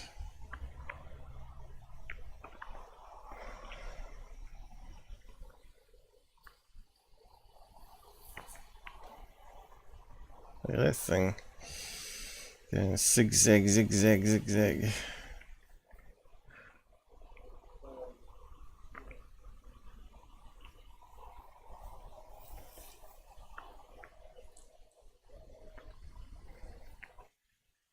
No, didn't see a single thing. What's happened to my mouse? Oh well, we have to leave it there. But yeah, definitely is a mystery, isn't it? I think it's definitely a UFO. We probably don't need those versions, but I'll just keep them. So going to the snapshot of the maps here.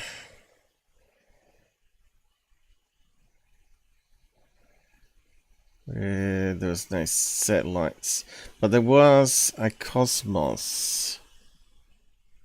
So that one that was moving along the top of the screen may have been that cosmos one that we saw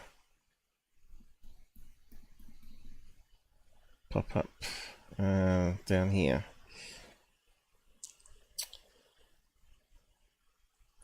It was, I'm not sure. It was going this way, which we were looking at going this way. Something coming this way. And the cosmos was going that way, so it could have been the cosmos one. Could have been that plane there we saw at the very top of the frame. Because I didn't select it. Heading away. Or it's landed, I don't know. We probably need to go to Plane Finder and actually pump it that time. But we did see quite a few little dots moving all around and then disappearing. But then again, thin cloud could be hiding it. So I don't know. It's interesting. We'll just keep on sky watching and see what else we capture. We'll not catch something even better. But it just takes a long time.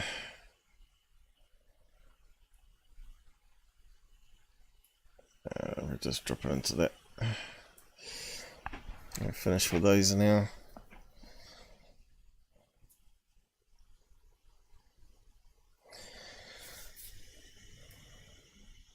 So yeah, so we're talking about secure team and the moon. I forgot to bring up Google Earth with the moon on it, so let's just do that now. I'll close that one down.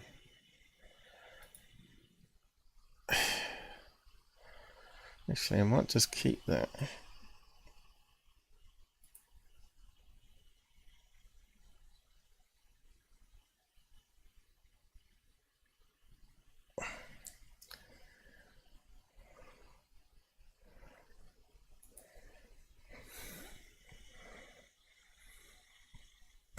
So we saw something that was moving across here. Let's look at that again, actually. So we're looking at something. Oh, it's popped up now. I think we just closed it, didn't I? Yeah, well, let's come back to that. Let's go back to where I just saved it. So the objects we saw were moving. Going back to this here. We're moving in that range here, moving this way. It looks like that's going away from us. And that would have been quite a big plane. I think that must have been what we saw flashing at the top of the frame. But these hang gliders or Cessnas or whatever they are,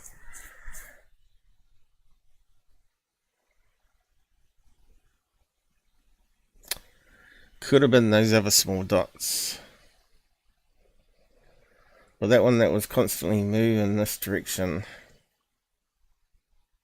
could have been this one passing, because it's way past.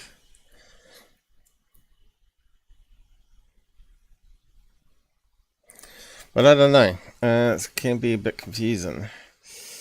So I'm just going to say most likely UFO followed by a plane. That's about the only thing we can say.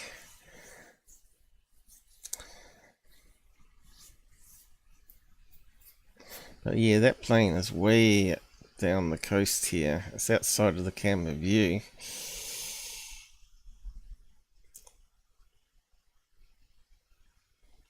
And that was a few seconds after it disappeared.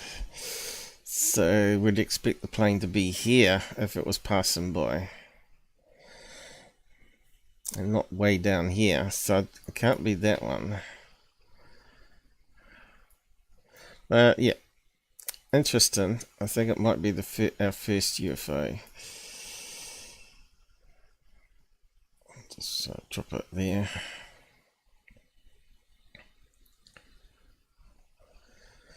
Okay, so go to Google Moon. So we're going to try and read this thing up here. Let's see, whereabouts is it? View.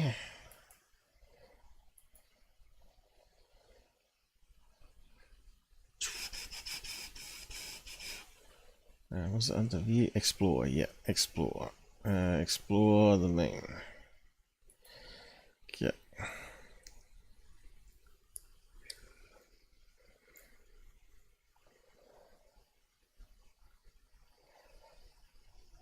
Now I did bookmark some of the locations for the moon.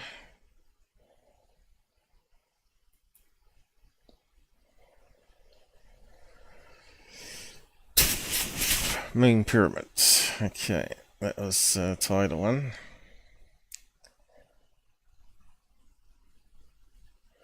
Now you can see it's like a patchwork of various images joined together here.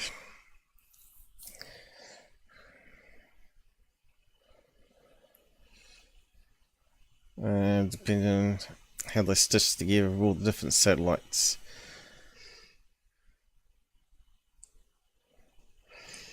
I've got some other overlays turned on there. So we go to that South Pole. There we go. And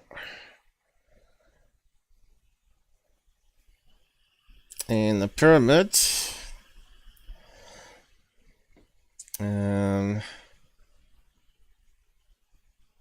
Was meant to be there.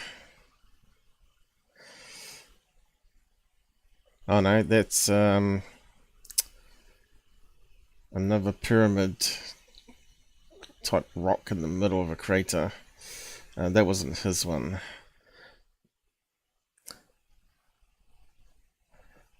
It's funny how it brings up the labels also for Google Earth over top here.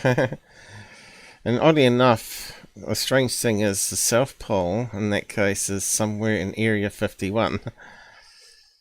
Because that's where the Stargate thing was, in Area 51, right? So-called Stargate, which I believe was just a radar system. Well, it's kind of interesting that it goes right to the South Pole for Area 51 on the moon. Thought that was kind of clever.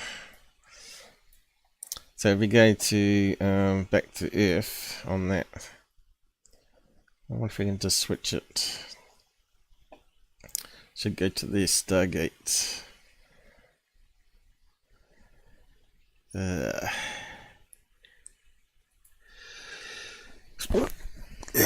the sneezes. Hang on.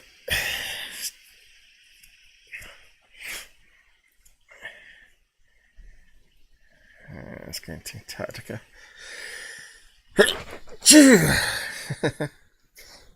Oh dear, pollen. What's this message popping up? Alright, so that was the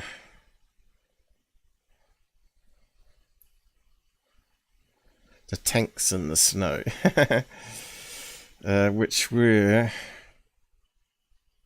buildings, I think.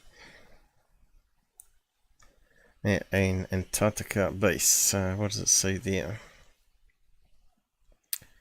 Tanks.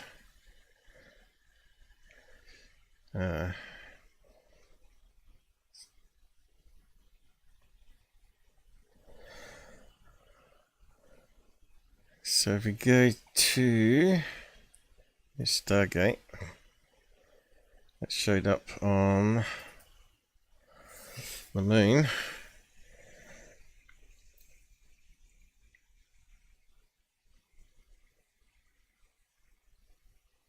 That's at the Stargate. Is it Area 51? I'll just zoom out a bit. Maybe it's Antarctica. Must be another Stargate. I thought that was the Stargate in Area 51. That's something else.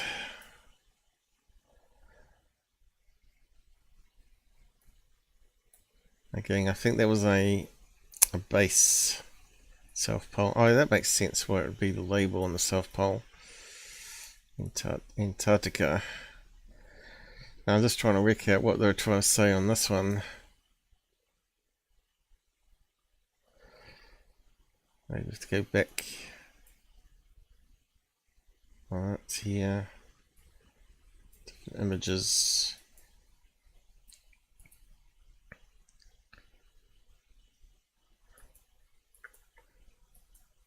Was it not working?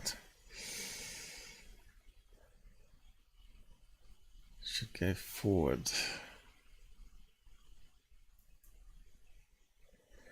Every time I get a new image.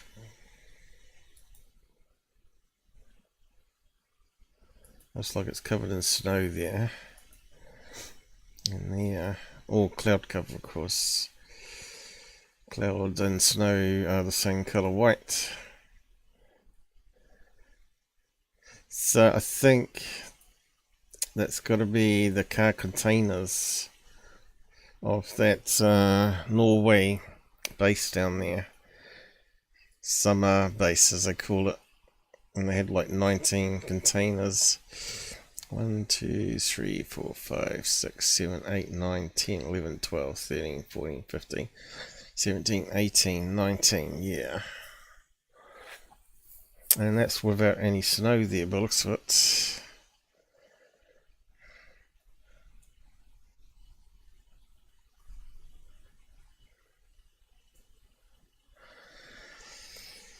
And that wasn't the Stargate I was thinking of. Let's see, let's have a look at the other Stargate while we're here. If we can find it.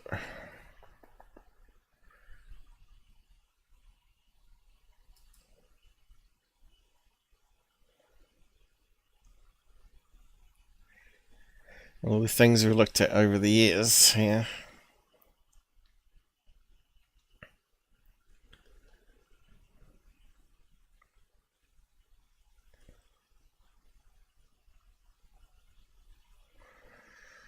What do we call it though?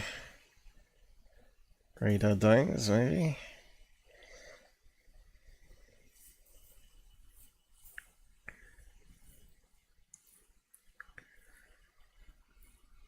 Alright, that was the Stargate they were talking about.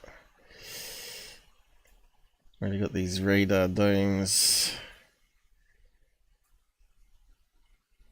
Doesn't look proper. Doesn't look right on that angle there. There's a way to change that though, isn't there? Like that. Yeah. Just hold down the shift key.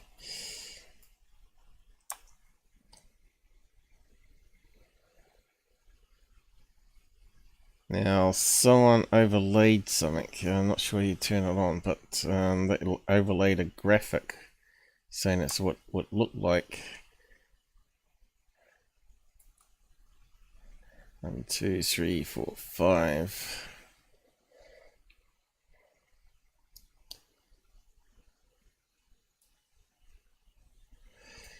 But you can see it looks nothing like a Stargate. Definitely looks like radar domes.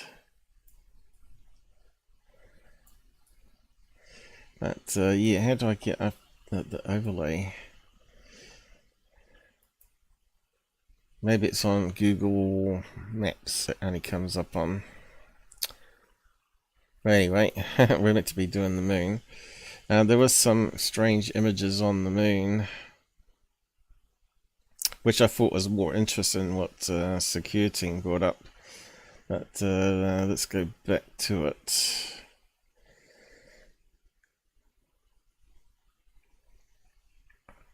Right, go back to the moon.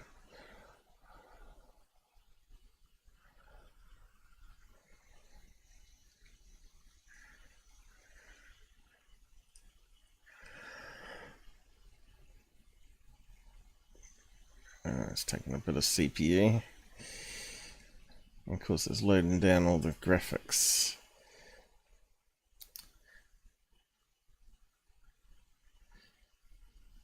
You can see that what level of detail they've got. You can see that one's obviously far away, but they haven't got detail. Unlike this one here, which is coming from the LOR rock, Lunar Reconnaissance Orbiter.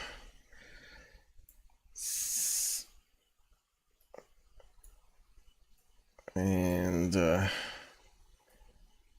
was all the dark craters. So there should be the Shackleton crater here on the list. I think I did bookmark it.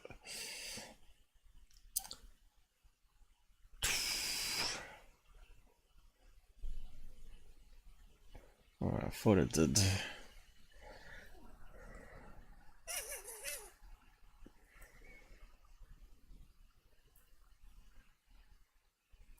Maybe it was there.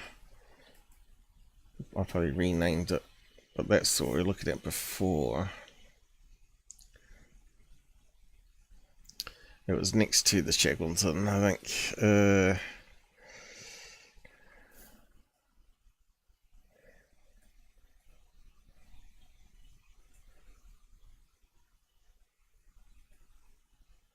One of these ones here, is it? Let's see, we should be able to search on it, I think. Shackleton. Crater. Let's found it, is it?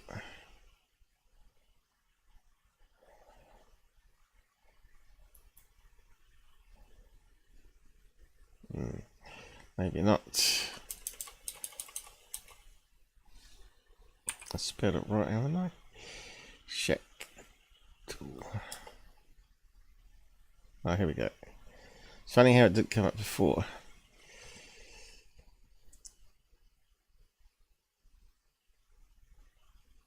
Alright, there was a bookmark, was there? The Moon Impact Probe 2008. So maybe that thing that Tyler was showing with the square box around it. Oh, there you go.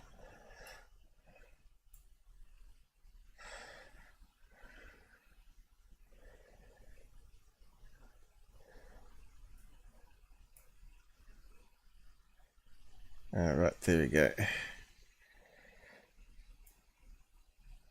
So it's right at the South Pole here. Where was that crater one? Here's my bookmark for it. The pyramid thing. Oh, right over here. So Shackleton was over here, and that chunk of rock that looks like a pyramid there. But he was looking at a pyramid somewhere over here. You can see the images are shit on Google Main. So maybe they haven't got the latest our rock images added to it. Maybe they haven't got permission, I don't know. Oh, damn CPU.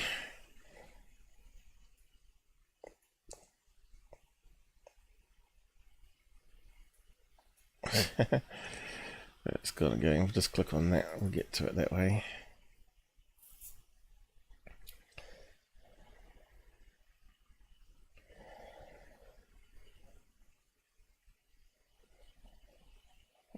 It's no good, is it?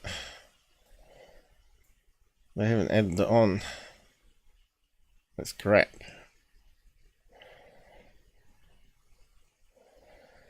Look at that. I don't know what space images they got that from, but it looks like there's missing data there, right?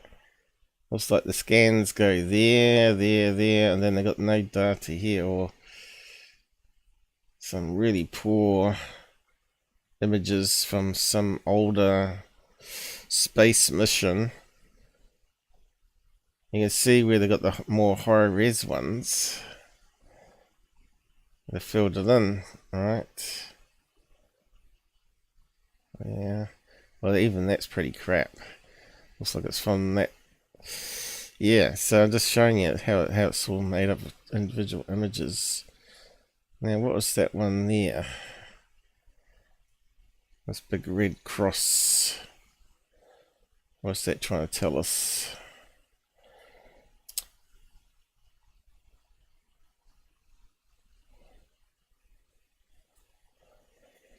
Don't know.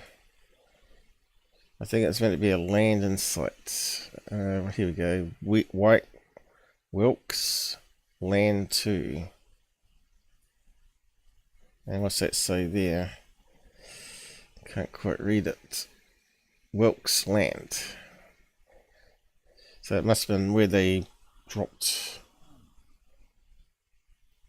a probe of Wilkes. I have to look it up. So these are all sort of like layers you can add on here for various things that you're looking for.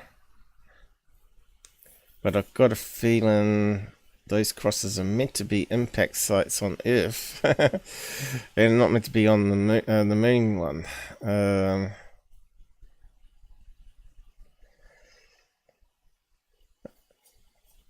Yeah, I'm not sure what layer it was. Featured satellite images. No.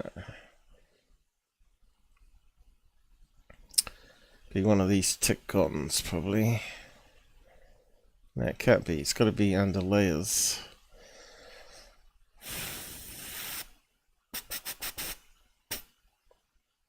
Let's just look it up anyway. Maybe it is meant to be on the moon.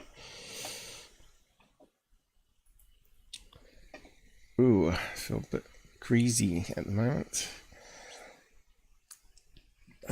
Maybe I have to finish up early again. This whole string's been on my UFO side, and really.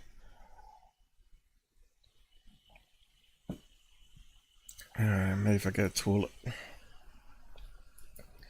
Was it Wilkes?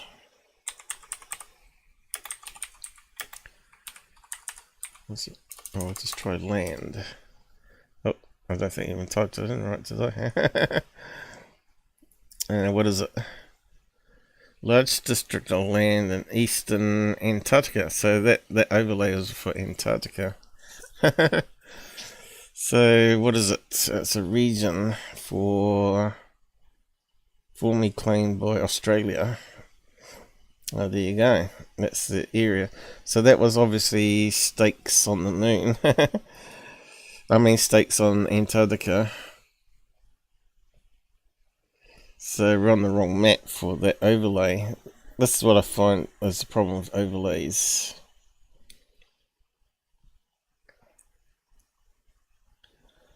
So what turns it on? I don't know. Terrain? No. So much to learn on this stuff with Pilo. No.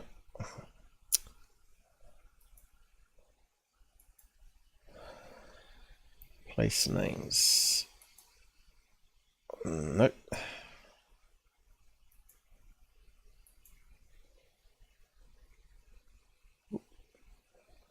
Oh, I've kind of clicked on something.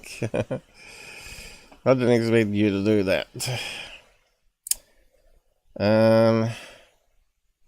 Yeah, where's all the hidden ones?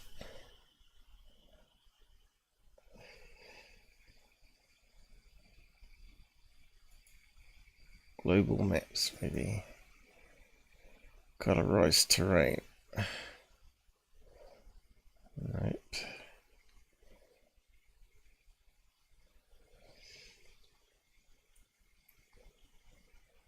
Yeah, I don't know how it gets turned on.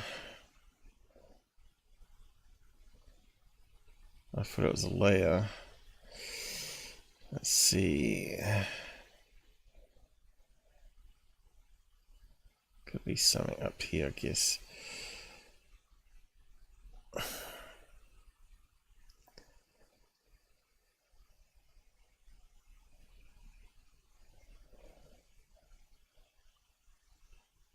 It could be something like that, I suppose. No, polar view.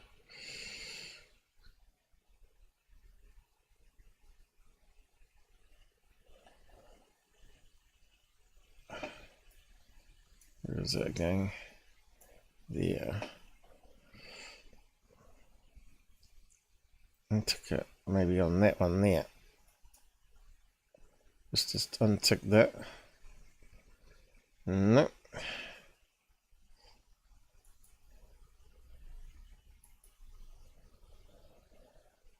Should have undone all those ones. So they've got quite a lot of bases on Antarctica there, right? Quite a lot there.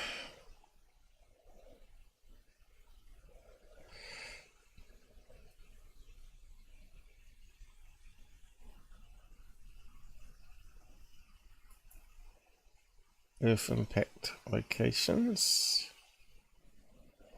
There's all these different asteroid and meteorite impacts. Quite a few of them. So that's when we were trying to analyze Skinwalker Ranch, whereabouts all the meteorites crashed around it. And past life streams, of course.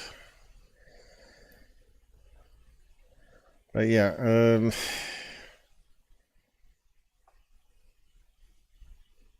got too much open now. I'll shrink it back down. So I'm just trying to find which one of these turns on that stupid Antarctica thing, but it's not that one.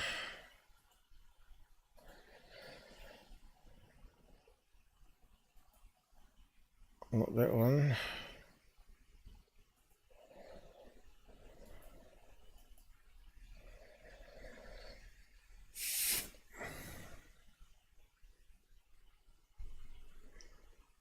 Can't see anything else to do with Antarctica there.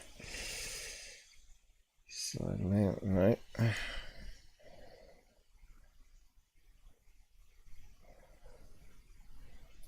That one. That. Sightseeing. Well, it's got me beat.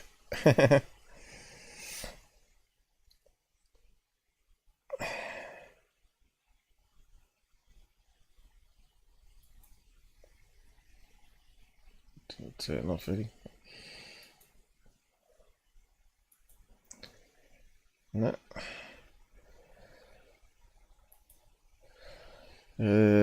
Featured. Tried that one. place names. Global. Still there.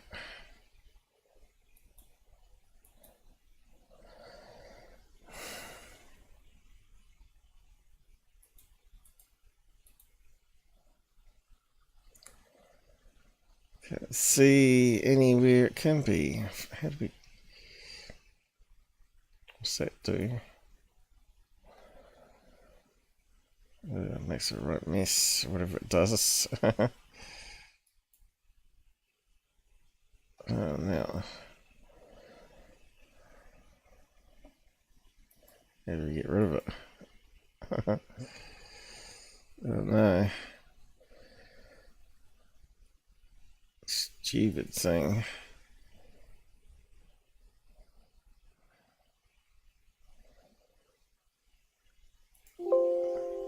Let's open up horrible Chrome. Google Chrome scum. How do we get rid of that? Alright, just click off it. So yeah, I haven't solved that one.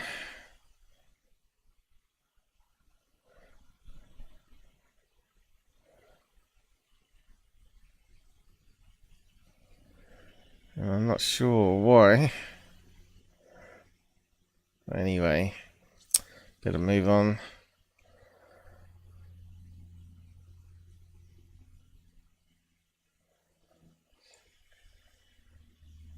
That's kind of crazy.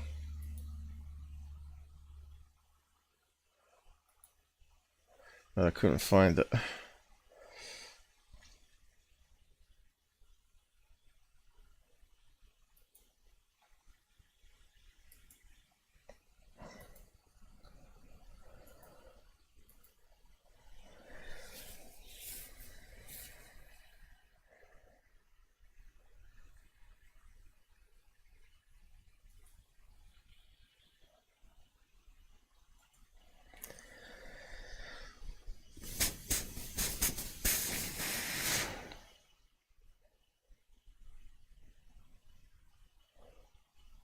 Impact, maybe that one.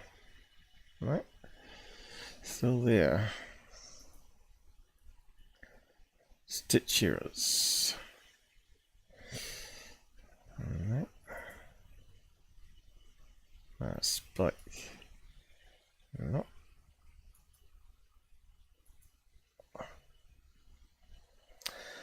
Anyway, I want to get to these moon stairs. Let's just go there.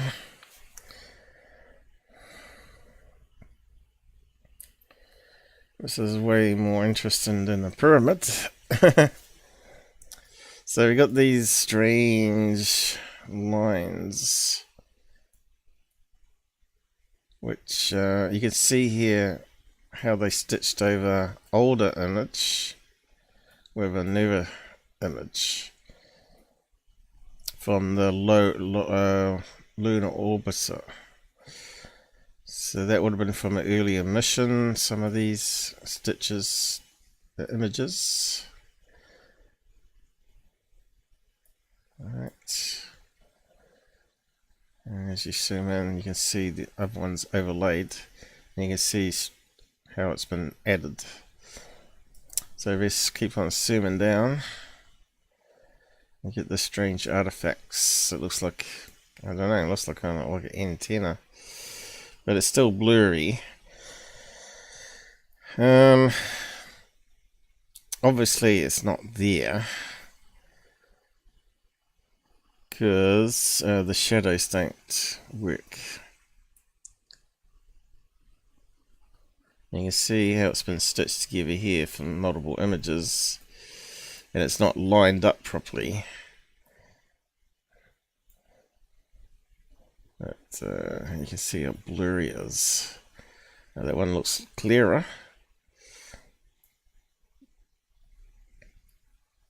But it's still not.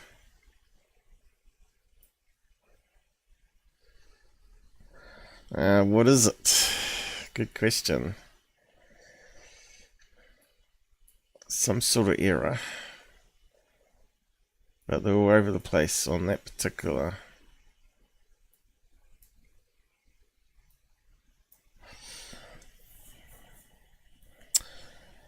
Just makes you wonder if there was something on the machine where they're scanning it in, and it just got moved along. Piece of lint.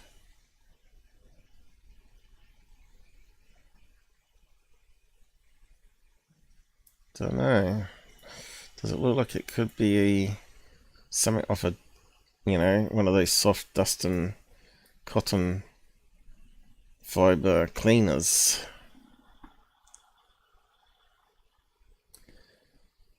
And as they were scanning, it got moved around.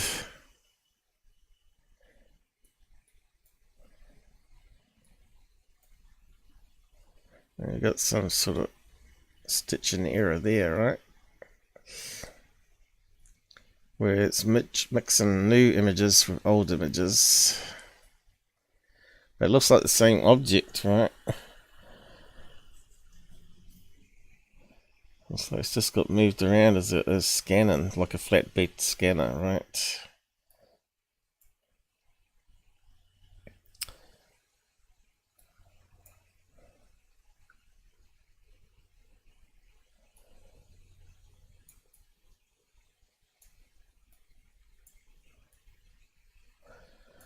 Now, what's this?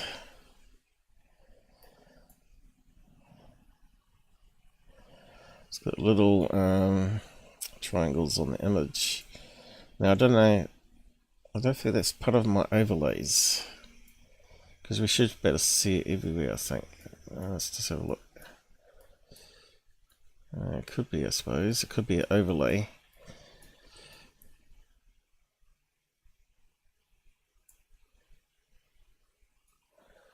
It's only in that part, though. They disappear now, don't they? Apart from that cross there, which is in the middle. So it's only in this new scan area where they've got it. So there must be like little markers for positioning.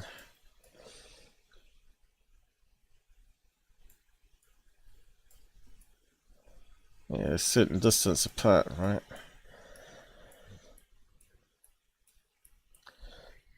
Anyway, I'll just gonna head to the toilet. But I just wanted to show you that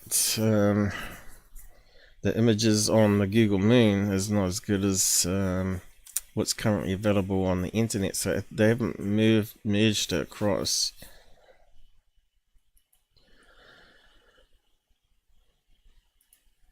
How many hours we done doing here though?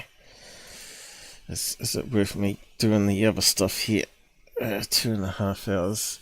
Yeah, I suppose I can. I'll just go to the toilet.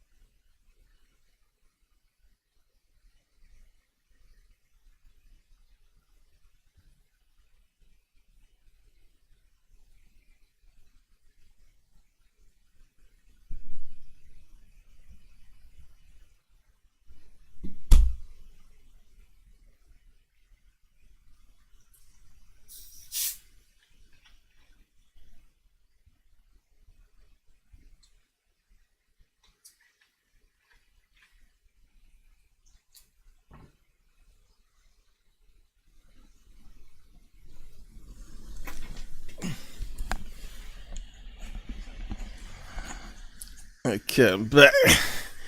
See, we've got an error message on YouTube there. We got anyone watching? Oh, we still got no chatters. So we got a good show coming up in a couple of days. So it's Saturday here. So my Monday, we're doing a show on Gordon Cooper with Robert. So stay tuned for that one.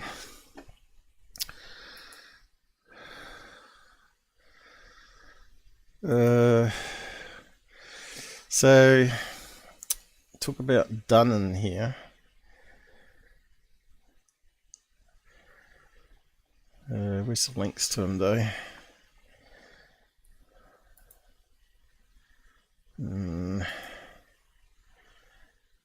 Just click on that. So Dunnan, Brian Dunnan, you might know who he is. He's the guy that runs the Skeptoid website, and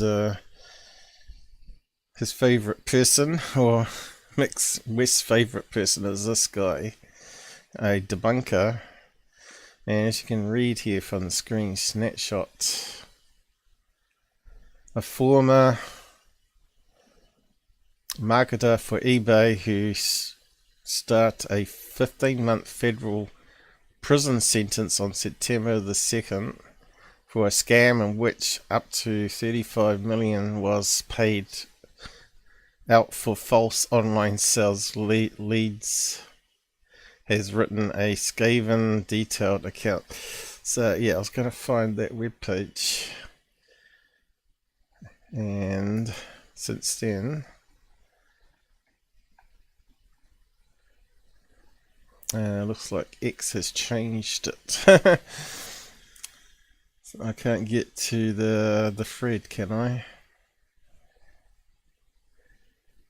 It should have scrolled up to the next level. Something gone wrong.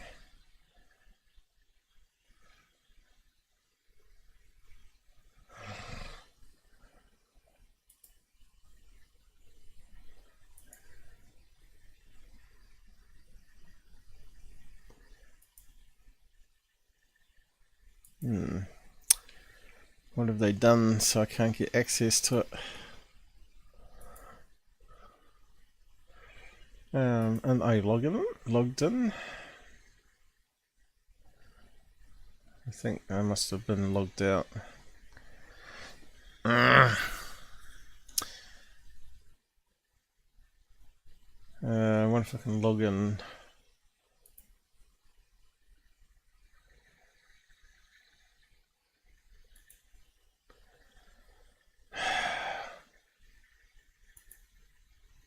That's what I logged in with.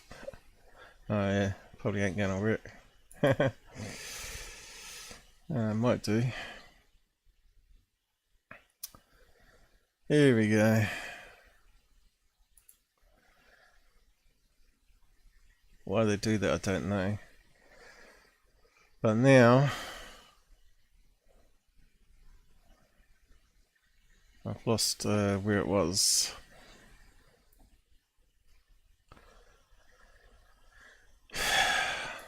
Let's just go back.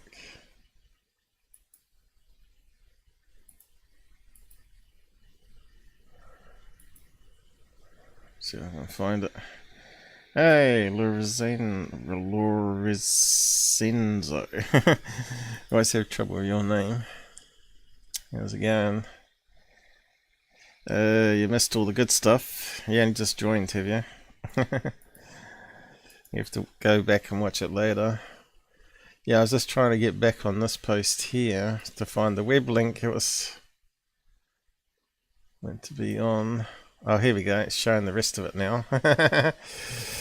So the funny thing is, Mick West was saying, as you can read here,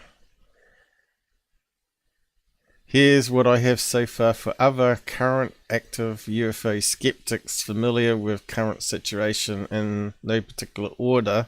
So he's recommending these people to be interviewed by TV media, and Brian Dunnan's at the very top.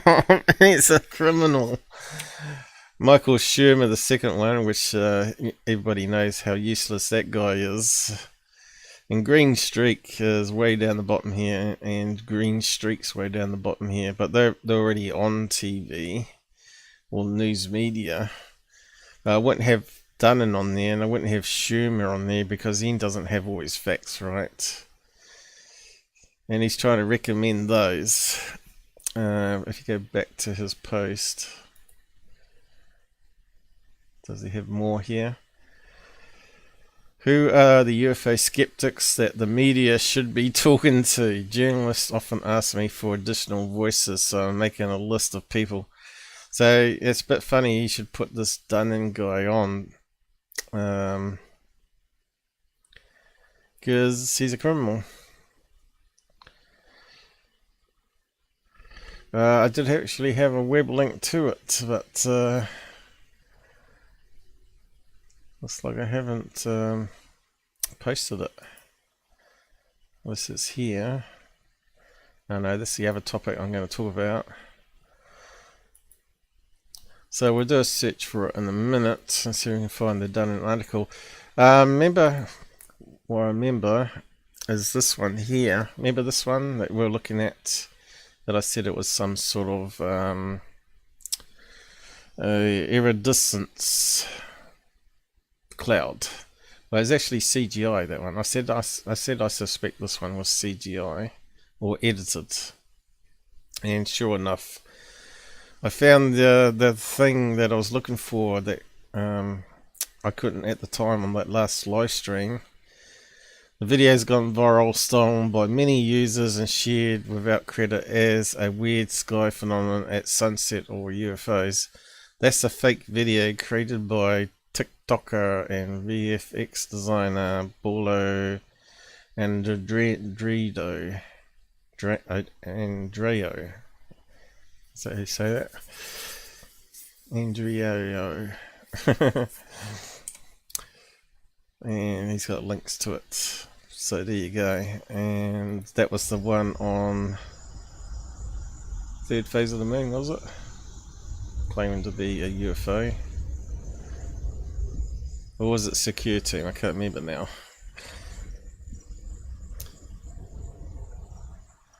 But this goes, they've taken a regular video here and put it through editor to make it look like a smiley face.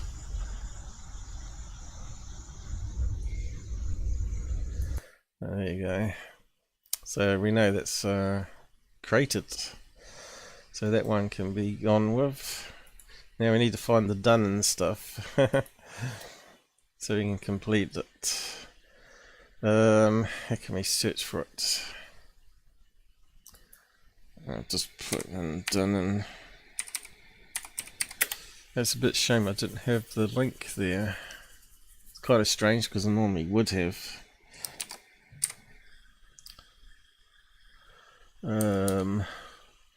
Anyway, thanks for joining us there, Lorenzo. I'll call you Sorrow because it's easier to say. Mr. Sorrow. You're the first one to join us on YouTube and comment anyway.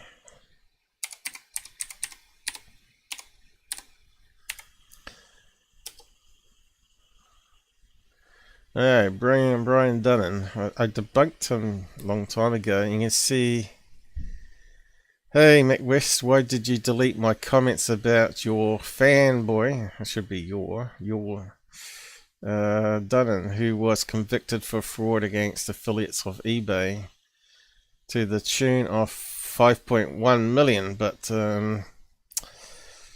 it said on the other article 35 million, so I'm not sure what the deal was there. Seeing you blocked me on YouTube, what have you to hide?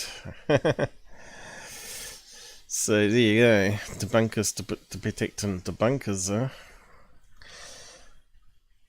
But the truth on Skip Tweed, Brian Dunnan, he made 5 million on commissions. So is that the web link we're after? Let's have a look.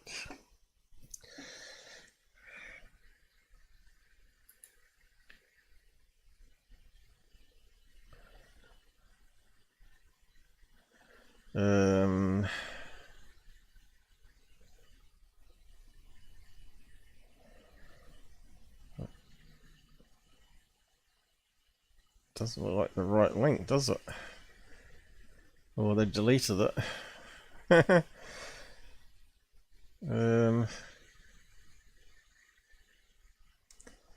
talking about religion there. Looks like the link got sabotaged. I don't know. That's kind of weird.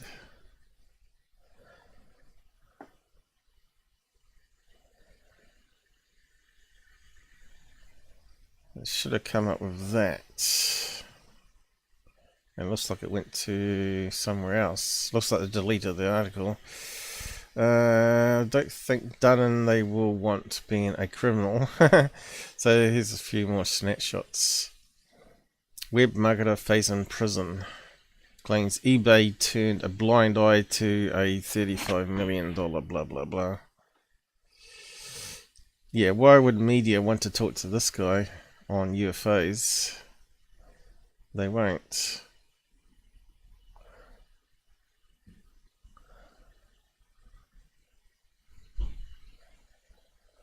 So where's the link to that article?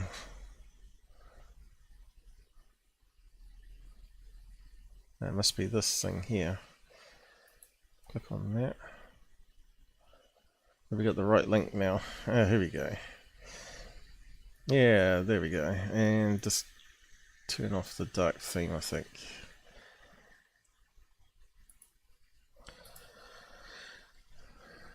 Oh, actually, I might just get the reader to read it out. Oh, what happened there? Something took my...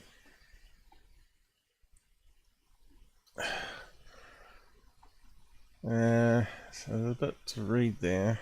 I might just try the reader on it, because my eyes are not so good today. I know people don't like the reader, but it is what it is, I guess.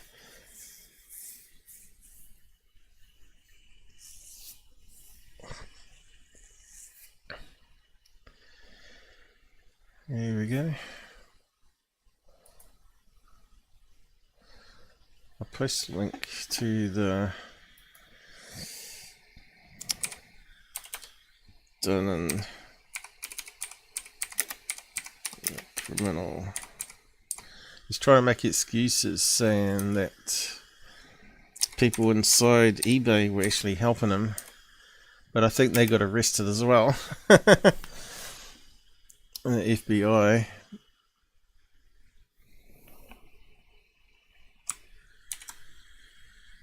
Pushed it up there.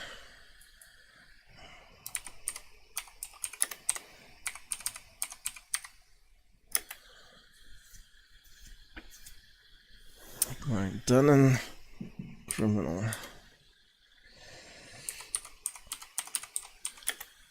Good way to make lots of money and set up yourself for life, pretty much. Even if you got caught and had to pay back some of it, I'm pretty sure he would have siphoned some into some sort of container underground somewhere, or bought gold bars and buried them. So let's just paste it here and read it out. Let's see, here we go. It's quite an interesting read, this one. So this is back in 2014, before I started my live channel in 2016. But this shows you how people forget the past of some of the dubious people out there in the ufology world. And Mick West should have known better. And he shouldn't be blocking me. Home chevron icon, it indicates an expandable section or menu. or sometimes previous/next navigation options. What the hell is it reading? Tech. Web marketer facing prison claims eBay turned a blind eye to a $35 million alleged fraud. Jim Edwards. August 30th, 2014, 11:13 a.m. GMT plus 12. Save article enough? icon a bookmark. Facebook icon the letter F. Email icon an envelope. It indicates the ability to send an email. Share icon and curved arrow pointing. Let's get past that crap. Brian Dunning. Brian Dunning. Yeah, we know that. A former affiliate marketer for Yay. eBay who will start a 15-month federal prison sentence on September 2nd for a scam in which up to $35 million was paid out for false online sales leads has written a scathing, detailed account of why he believes eBay ignored the fraud committed against it. Sorry, guys. It Gotta even put on- includes alleged emails from eBay executives that, in the marketer's telling, demonstrate eBay skirted its own rules regarding online marketing fraud even while it was urging. Yeah. It even includes alleged emails from eBay executives that, in the marketer's telling, demonstrate eBay skirted its own rules regarding online marketing fraud even while it was urging the FBI to bring prosecutions.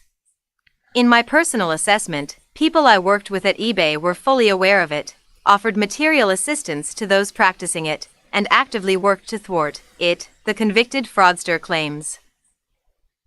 For its part, eBay told Business Insider, the eBay Partner Network team is committed to a clean network that rewards hardworking, quality affiliates. eBay does not tolerate illegal behaviors on its platforms and is dedicated to ensuring that individuals involved in such activities are prosecuted to the fullest extent of.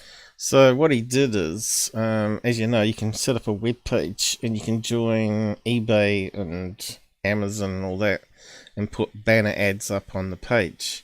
So what he did is, with your affiliate code, and it sets a cookie on that person's browser that visits your web page.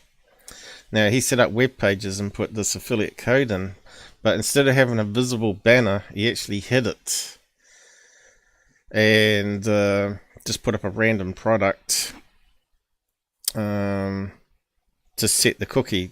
So the affiliate cookie is not set unless the person clicks on the banner, but he did some code that basically simulates the person clicking on the banner, which they didn't do, and sets the cookie on their machine. So that's illegal. Cookie stuffing, I think they call it. So that's what he got caught out. FBI investigated it and proved that he was trying to be devious and hide this code that would click it. And they said he even had some code that said it was in person was an IP address in California, to not click it because that's where eBay headquarters was. And he also did some other special code so to make sure it didn't get clicked more than once and all that sort of business. So even if they come back, he made sure that it didn't look like they kept clicking on the same ad. So he did some clever coding to get around what he was up to. So it's like creating a invisible banner, probably a pixel in size probably, and he had the code automatically, you know, like JavaScript or something, click it. Extent of the law. We're pleased that justice has been served in this matter. The blog post comes from a man, Brian Dunning, who is about to enter prison following legal action brought against him by eBay. Dunning has an axe to grind against the online auction company. And he admits fully that he is guilty and has reimbursed eBay for the missing money. No, he didn't. So readers ought to bear that in mind before taking every detail as gospel. He reimbursed the money that they could fully track, but not all of it. Gospel. The backstory is complicated, and you can read it all here and So the reimbursement was only like 400,000. So what happened to all those other millions? I don't know. and here. Briefly, affiliate marketers are people who drive traffic to eBay and take a cut when the traffic results in a sale. eBay secretly cooperated with the FBI since June 2007 to root out affiliate marketers whose success was a bit too good to be true. eBay alleged to the FBI that two affiliate marketers, Sean Hogan and Brian Dunning, rigged eBay's system so that it falsely credited them for sales they did not generate. They did it by seeding unknowing users with hundreds of thousands of bits of tracking code, or cookies. If any of those people bought something on eBay, the cookies signaled that they should get a cut of the sale, even though the cookies had done nothing to promote eBay. Both Hogan and Dunning pleaded guilty to wire fraud. Hogan received a 5-month prison sentence. Dunning, the author of the rant against eBay, got 15 months. Today, just 3 days before he reports to prison, Dunning wrote on his blog, "I was a partner in one of those companies, and fully admit my actions, and was convicted and sentenced to federal prison for it." He admits receiving between $200,000 and $400,000 in payments from eBay that were the result of cookie stuffing fraud. Basically, he argues, everyone did it. The fact is that at the time of my involvement, cookie stuffing was widely practiced among eBay affiliates. In my personal assessment, people I worked with at eBay were fully aware of it, offered material assistance to those practicing it, and actively worked to thwart the efforts of Commission Junction, the third-party company that managed eBay's affiliate program, and outside contractors whose job it was to detect it. In 2010... Now, if you haven't heard of the Skeptoid, it's a debunker site for UFO stuff and conspiracies, and so I think he started it up after he got out of prison, or during prison. I don't know if he had computer access or not. Probably was banned from the internet. Skeptoid. Let's see, it comes up. There you go. So he does a podcast now, does he? Is that him? Brian Dunning, there you go.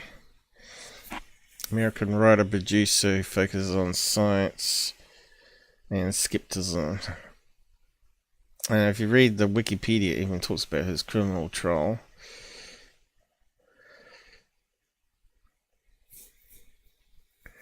And it looks like he's written some books as well. So once you've got lots of money, like millions of dollars to work with, you can actually hire ghostwriters, right? And you can give them all your bits and pieces, and they'll put it together into a book for you.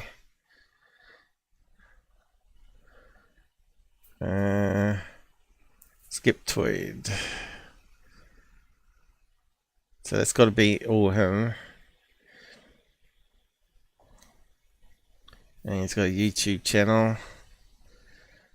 Skeptoid.org, I think that's it, is it?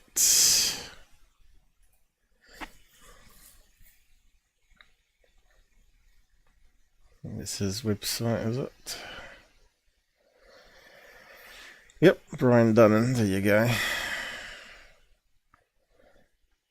Now, normally he's got lots of things listed. But this might be another domain with something else. So let's see. Looks like he's promoting things. That's not the actual Skeptoid debunking stuff. I think it's .com, not .org. Let me just type that in. Podcasts. Okay, he's calling it a podcast.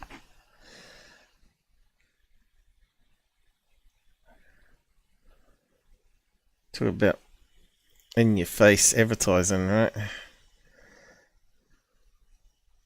There you go. So he's talking about the latest Congress stuff here. So he's progressed from just a web page to a podcast now. Live shows, topics, aliens, UFOs. Let's just go there.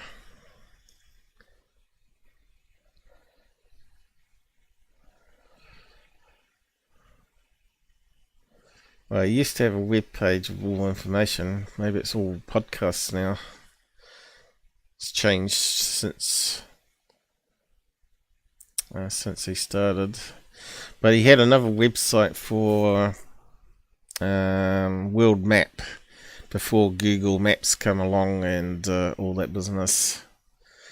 But anyway, this is the guy that debunks all this stuff. That was a criminal for eBay here.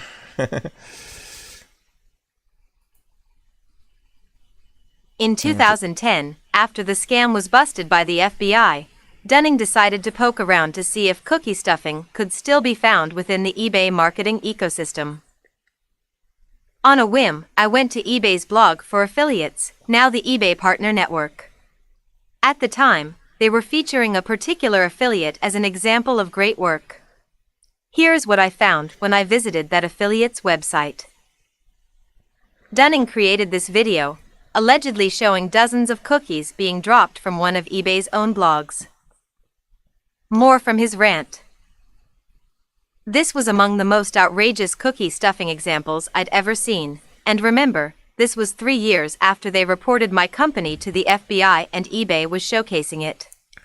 Clearly, eBay had taken no serious steps to eradicate cookie stuffing, or else they were almost unbelievably incompetent at recognizing it. Well, it might be that there's a criminal element within eBay itself and the administration, which is what I was saying about Google, that how much my channel is suppressed on YouTube, which I was talking about and showing you the stats before.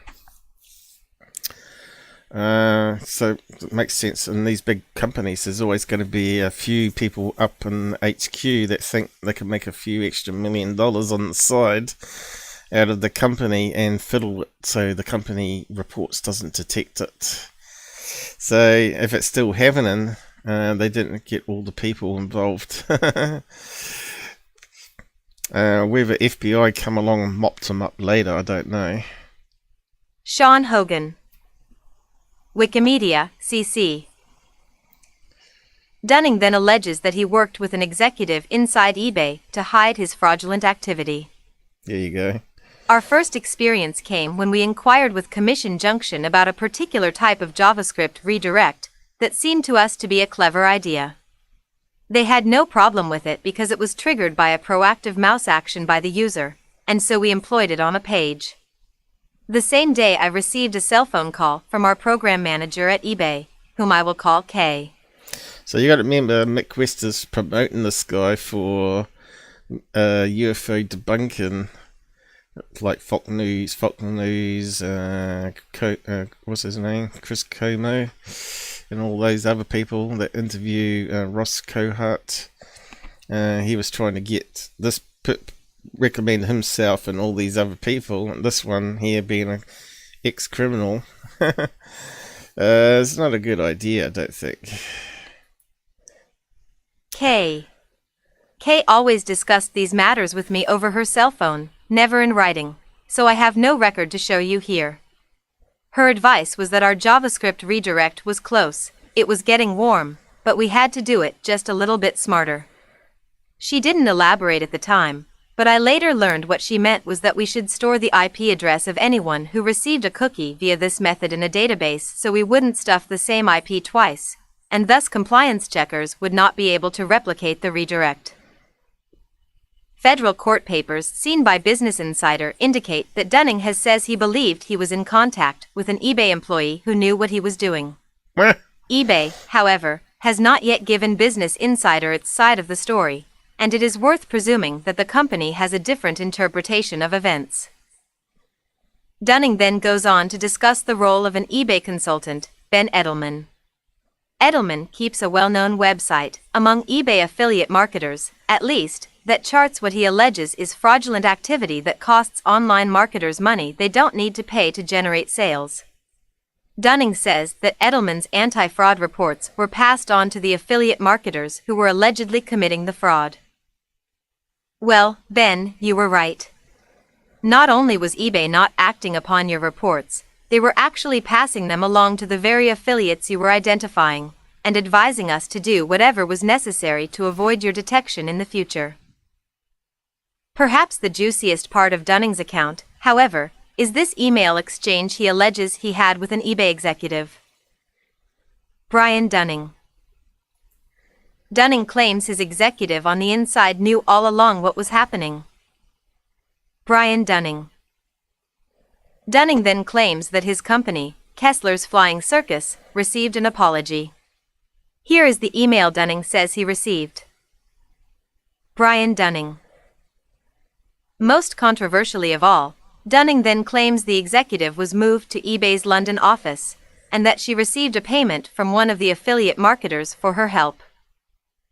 Brian Dunning. The obvious flaw in Dunning's allegation here is that the evidence was not, as he states, introduced into the court record against him. Dunning says he paid no kickback. Advertisement. Neither I nor anyone from my company ever gave, received, or discussed gifts or kickbacks of any kind. eBay had consistently given us more than enough reason to believe they condoned our methods. In fact, Dunning says eBay could have saved everyone a lot of time and trouble had its employees simply asked him to stop what he was doing. It is a fact that my entire case could have been avoided if eBay had simply picked up the phone, called me, and said they're no longer going to allow the pass-through cookie stuffing model. A number of times they called me to request other changes to our program, change the wording on the ad, focus on a different set of MySpace profiles, put the ad on the front of the Who Linked widget instead of inside the slide-out What's This drawer, and we always complied. If they had called to tell us to stop cookie stuffing. Not sure whereabouts it's reading from. Jump to. Oh, right, here we go. Main content. Search. Account. No, I think it's screwed Menu up. icon, a vertical stack of 3 evenly spaced horizontal lines. You stupid program. Search icon, a magnifier. Insider logo, the word insider. Newsletters. Log in. Forget it. Anyway, you get the idea. On to discuss the role of an eBay consultant. So, yeah, I'm not too sure what happened there. It all screwed up when I clicked on something.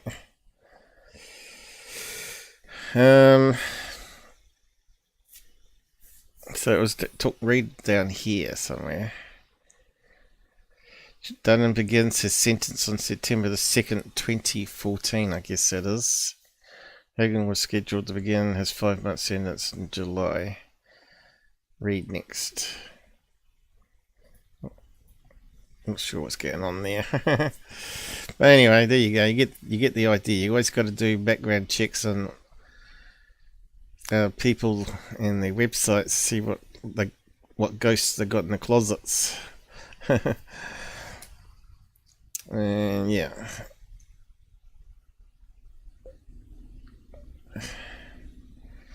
But you used to have a web page that you could read different cases with. I thought it was on there. But it looks like it's all promoting his podcast.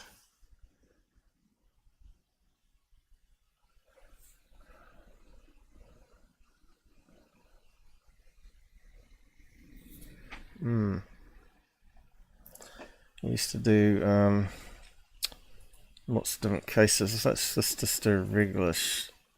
Maybe he's renamed, moved it to another website name. He's got the money to do it now. From criminal activity with stuffy cookie stuffing. There's no way 400k would have paid it all back. No way. Why are they saying it's $35 million in the article up here? Doesn't make any sense. And then the other articles say he got $5 million. So this might have been the early investigation, what they found, but they probably found out more later. So it says 35. And then it dropped down to 5 million. So what is it? I wonder what the latest information is. I suppose we should read the Wikipedia on him.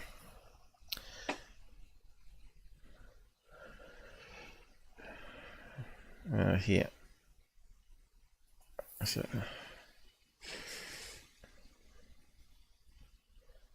let's have a look. Does it talk about the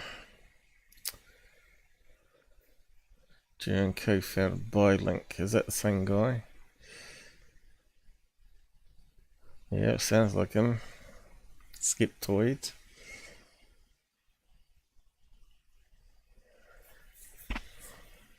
Oh, here we go.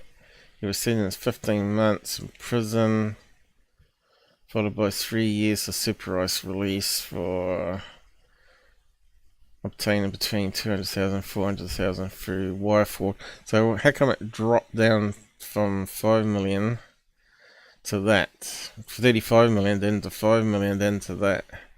Maybe because they couldn't really be sure, maybe. I don't know. Doesn't make any sense. Let's see. What is the truth?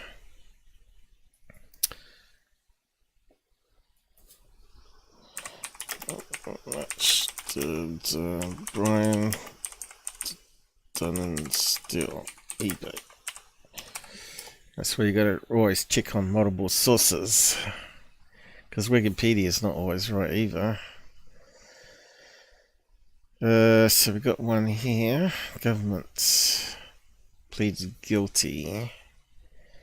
2006. That wasn't that long ago.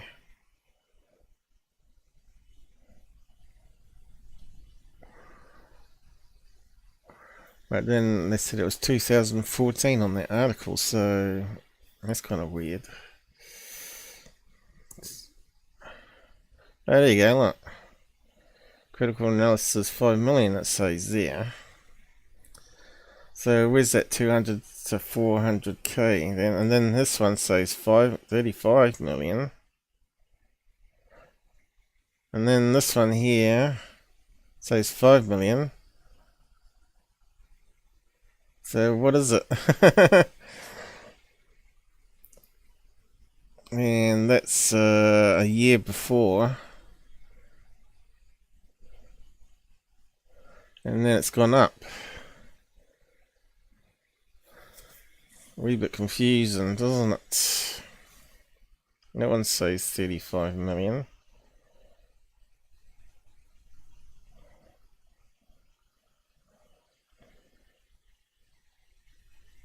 And that one talks about 400,000. Chris made on eBay. Hey, let's have a look at that one. It's got the 5 million there as well. Oh no.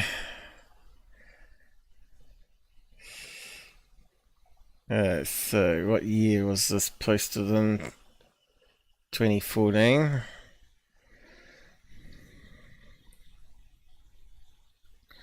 My understanding of Brian Dunn's cookie stuffing scheme is fairly thorough at this point.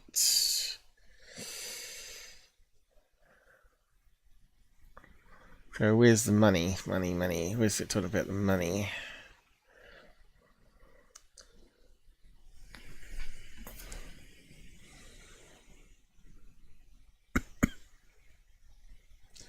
In early 2006, near the beginning of the stuffing scheme.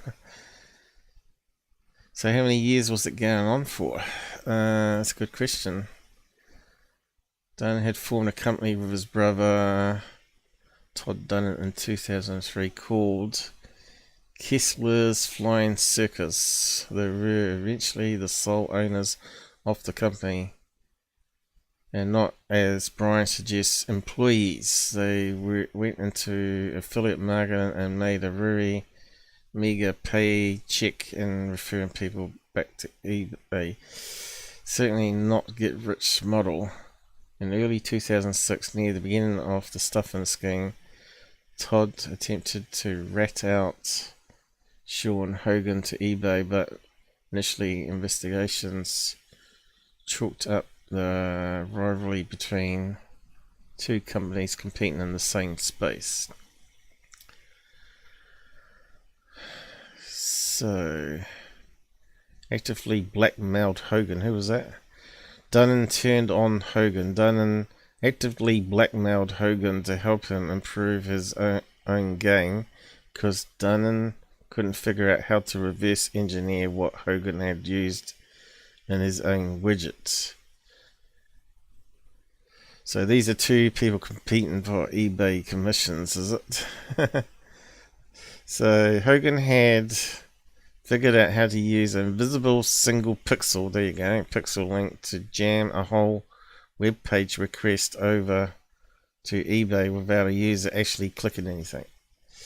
So Dunnan wasn't that clever then. He was trying to get the other guy to give him how to do it. Dunnan also took specific steps to avoid detection, is never installing cookies in the city where eBay's or Commission Junction's home office reside, cloaking the cookie request in some JavaScript, so it wasn't detectable to someone viewing the source code of the widget, and even avoiding stuffing a cookie on the same computer twice, because seeing more than one cookie on the same computer with the affiliate ID could raise some heckles at eBay. 2008, eBay was fed up with the deflection and lack of justification for the huge numbers he was driving. Every time they asked Dunnan or Hogan for more information on how they were driving such much traffic, they weren't given satisfactory answers. They sued Dunnan. Hogan discovered dragged out, and 2 years later they still hadn't reached trial. By 2010, investigators had finally figured out that 99% of the traffic they were receiving from Dunnan and Hogan's scheme was illegitimate. Ultimately, only discovering this by correlating whether or not someone actually visited the web page when they received a cookie with the suspected stuffer's ID. Why they didn't do this previously, I could not fathom, except that from their standpoint they saw hits rolling in and thought they were making a ton of cash from it. So it looks to me like they could only verify a certain period of where they made $400,000, and that's what he paid back. So in either side of that range of where they finally detected and could confirm what was going on, he got to keep that money, buy a house and websites and whatnot. Knowing all this, let's highlight the lies in Dunnan's statement. By my company, you mean yourself. By another, you mean your brother. Yes. Probably because you were playing by the rules at first. Okay, yeah. That makes sense. So they weren't making much to start with, and then they frigged it. You actually did not vet the functionality of the code with eBay as evidenced by their investigations. So what did you say? By then working in close association with eBay, which we heard on the other webpage, as rant, the company that managed eBay's affiliate program. So that wasn't true. This is to your MySpace page and who linked. This one's probably a better web page than the other one, actually. Seems a bit more accurate. Better page. Just post it up.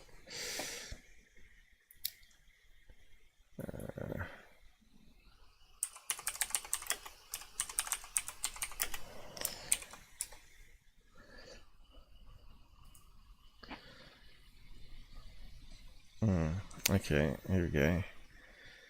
So I'm reading this on Edge at the moment. I should have been doing it on the other page, web browser. Then the first highest paid employer must have been Todd Dunn, your brother. I was the second highest paid employee and did earn over $1 million personally over 2006. So where's this 400k business come into it then? Before taxes. Taxes wouldn't take that much, would it? 600,000. So let's see. We're trying to work out how much money he did actually get. It's really confusing. How much more did he make? Considering you were being sued for having made $5 million, that over $1 million represents at least 18% of the earnings of Kessler's Flying Circus from the entirety of the eBay cookie stuffing. It's going, how much more than $1 million was that exactly? Could it have been 2 million, 2.5 million? That's closer to what I'd expect given all the operation costs and overhead of running a two-person company that builds web widgets and delivers ads on websites from inside your own home. 2.5 million, I suppose. Time you took away tax, that would be what he was earning, right? So he did get away with more money than he paid back. And a clarification, Dunnan makes priceless to wit that I stole millions of dollars, completely false. The vast majority of KFC's earnings, over 90%, were never in dispute. I don't think he's talking about Kentucky Fried Chicken there. That's Kessler Flying Circus. My share of the unearned commissions was about a third of the 200 to 400k on which I paid taxes. That didn't make it in any less of a crime, but absurd exaggerations serve nobody. Kessler's Flying Circus made $5 million from eBay in total. The government in their wiretapping charges stipulated that because they couldn't actually determine what amount of money, here we go, came directly from eBay from users that didn't intend to get to eBay through another affiliate, and what amount was actually stolen from other legitimate affiliates by having their cookie override it. They all, by all appearances, lowballed to ensure a conviction. So all parties agreed that at least 400,000 of the money Byron made from the program was stolen from eBay. Yeah, so it's only an estimate. So he made millions. He made millions out of it. And did 15 months in prison, and then come out with those millions and kicked off the next website, which was debunking UFOs. The problem is doing the math on how much is actually unearned by the definition used here, specifically the users who counted as commission were just people who happened to go to eBay and purchase something. So once they visit his site, Dunnan's site, the cookie was set. Then a month later, they might go to another website and click on a banner ad they saw there for on the proper affiliates page. They clicked the banner ad. Now, even though Dunning's cookie was still on the computer, he got the sale because he was the first reference to eBay, right? So despite the other affiliate website leading that person to buy something, he still got the commission, not the person on the second website. That's how it was working. So yeah, could have been millions and millions more dollars than what he was claiming that he got from illegalness. So all the stuff that was legal payouts, he got to keep. So that's sort of, now it's making sense. But where did that 35 million one, that's got to be a mistake. Maybe they transposed those numbers around, I don't know. Got rid of the decimal point. So is it mentioned about any more money here? It talks about the prison term. So yeah, I'm not sure where that 35 million business comes in. Still talking about 5.3 million here, which they halved it with taxes and expenses, so he would have made $2.5 million.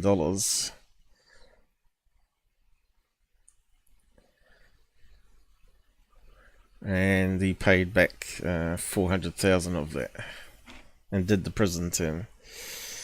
So yeah, kind of confusing, I know, but it is a few years ago now. Where is the search page? So what's these ones talking about 35 million a year before? That didn't make any sense. That's 5 million there.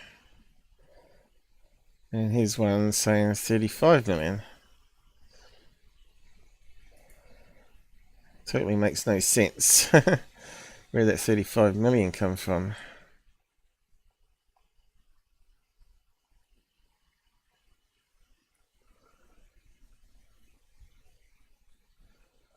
Cookie dropping.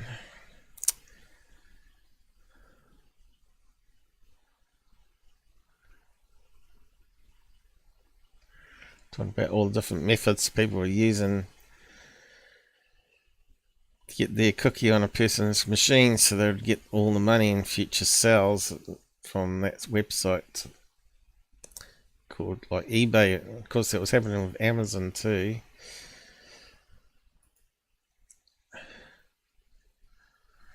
But yeah, I can't work out that 35 million business is from. Looks like 5 billion seems to be the most common one.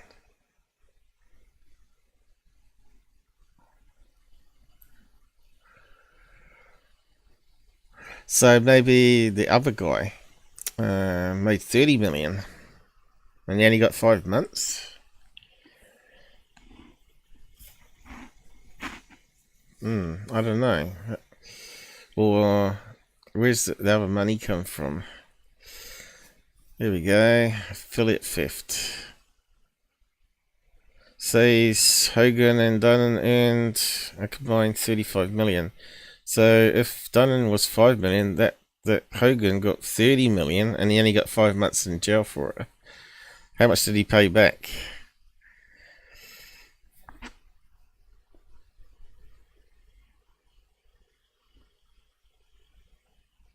Yeah, we're sort of getting closer to the truth now.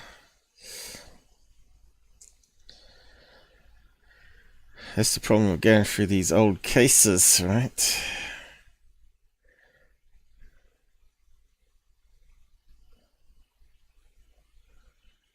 Yeah, it doesn't say much. Probably need to see what he was sentenced with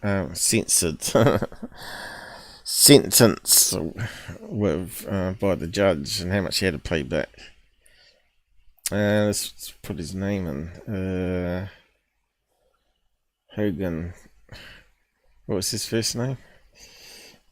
Chris, was it? Steve, Sean. eBay. Sean.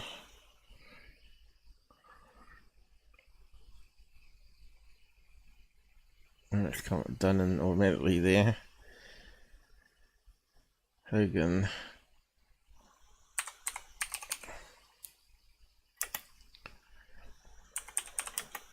Payback.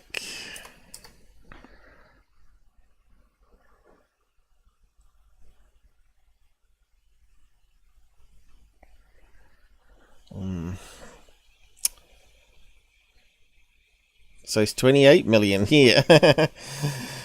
See, they can't make up their minds a year before.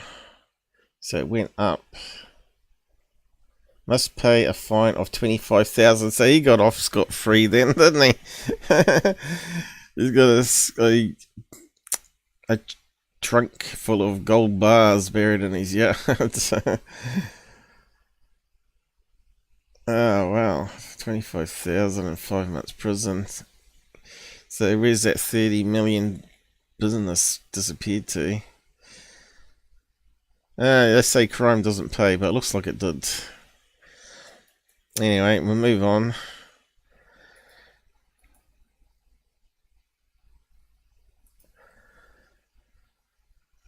Yep. So it makes you wonder where all that money disappeared to. So we got 3 people watching on YouTube. No one's talking on the side though.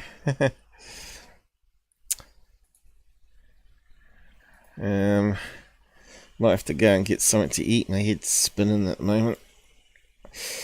Thought I might better get through all this stuff, but you can see it takes a bit of time to go work for it all.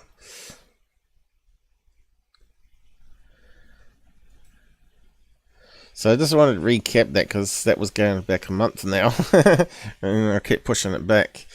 So it's kind of funny that Mick West thinks the world of that guy, and he did that. And we got Gordon Cooper coming up Monday. My Monday, your Sunday, if you're in UK, USA.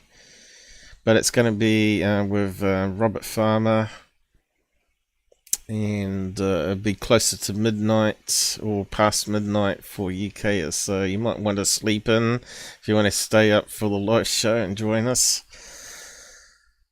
Faraday cage, I might just push on for another day. I might just end the live stream there because I need some lunch and I've got a bit of a headache and my eyes are blurry. Where is the timestamp? It's 3.5 hours. That's probably good enough. We'll cover these other ones before long, and we'll talk about this this William T. Coleman guy, which was on Phenomenon movie with James. Stuff you didn't know about his dodgy past. So we cover his dodgy past. So I'm just going to leave it there for today. Since we didn't have too much interaction on the side there, means that maybe people are not interested. I don't know. Maybe it's something on TV they'd rather watch. So I'm just going to do end credits here. I'll say good night there. And see if it actually was working alright. Because I don't know. No one said anything on Pilled. As far as I know. Don't think I missed anything. Well, this Pilled is not working. I don't know. Probably just wasted time there. Let me just check. See if it's still ticked on here. Yep, it's still ticked on. We'll just end it there. Good night. And credits.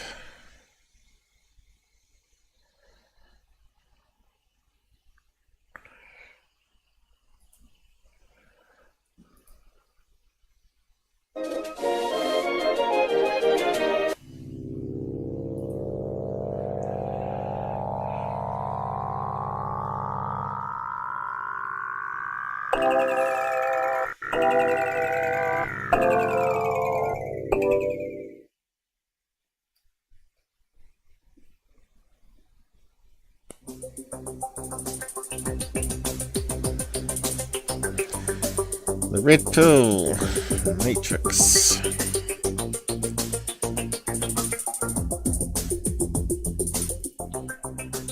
Got a wee bit loud there. So, got a couple of red pills today. Brian Dunnan and that CGI fake cloud thing. And hopefully my UFO stuff, which was way at the beginning there, which was more interesting, I thought. Just want to figure that one out.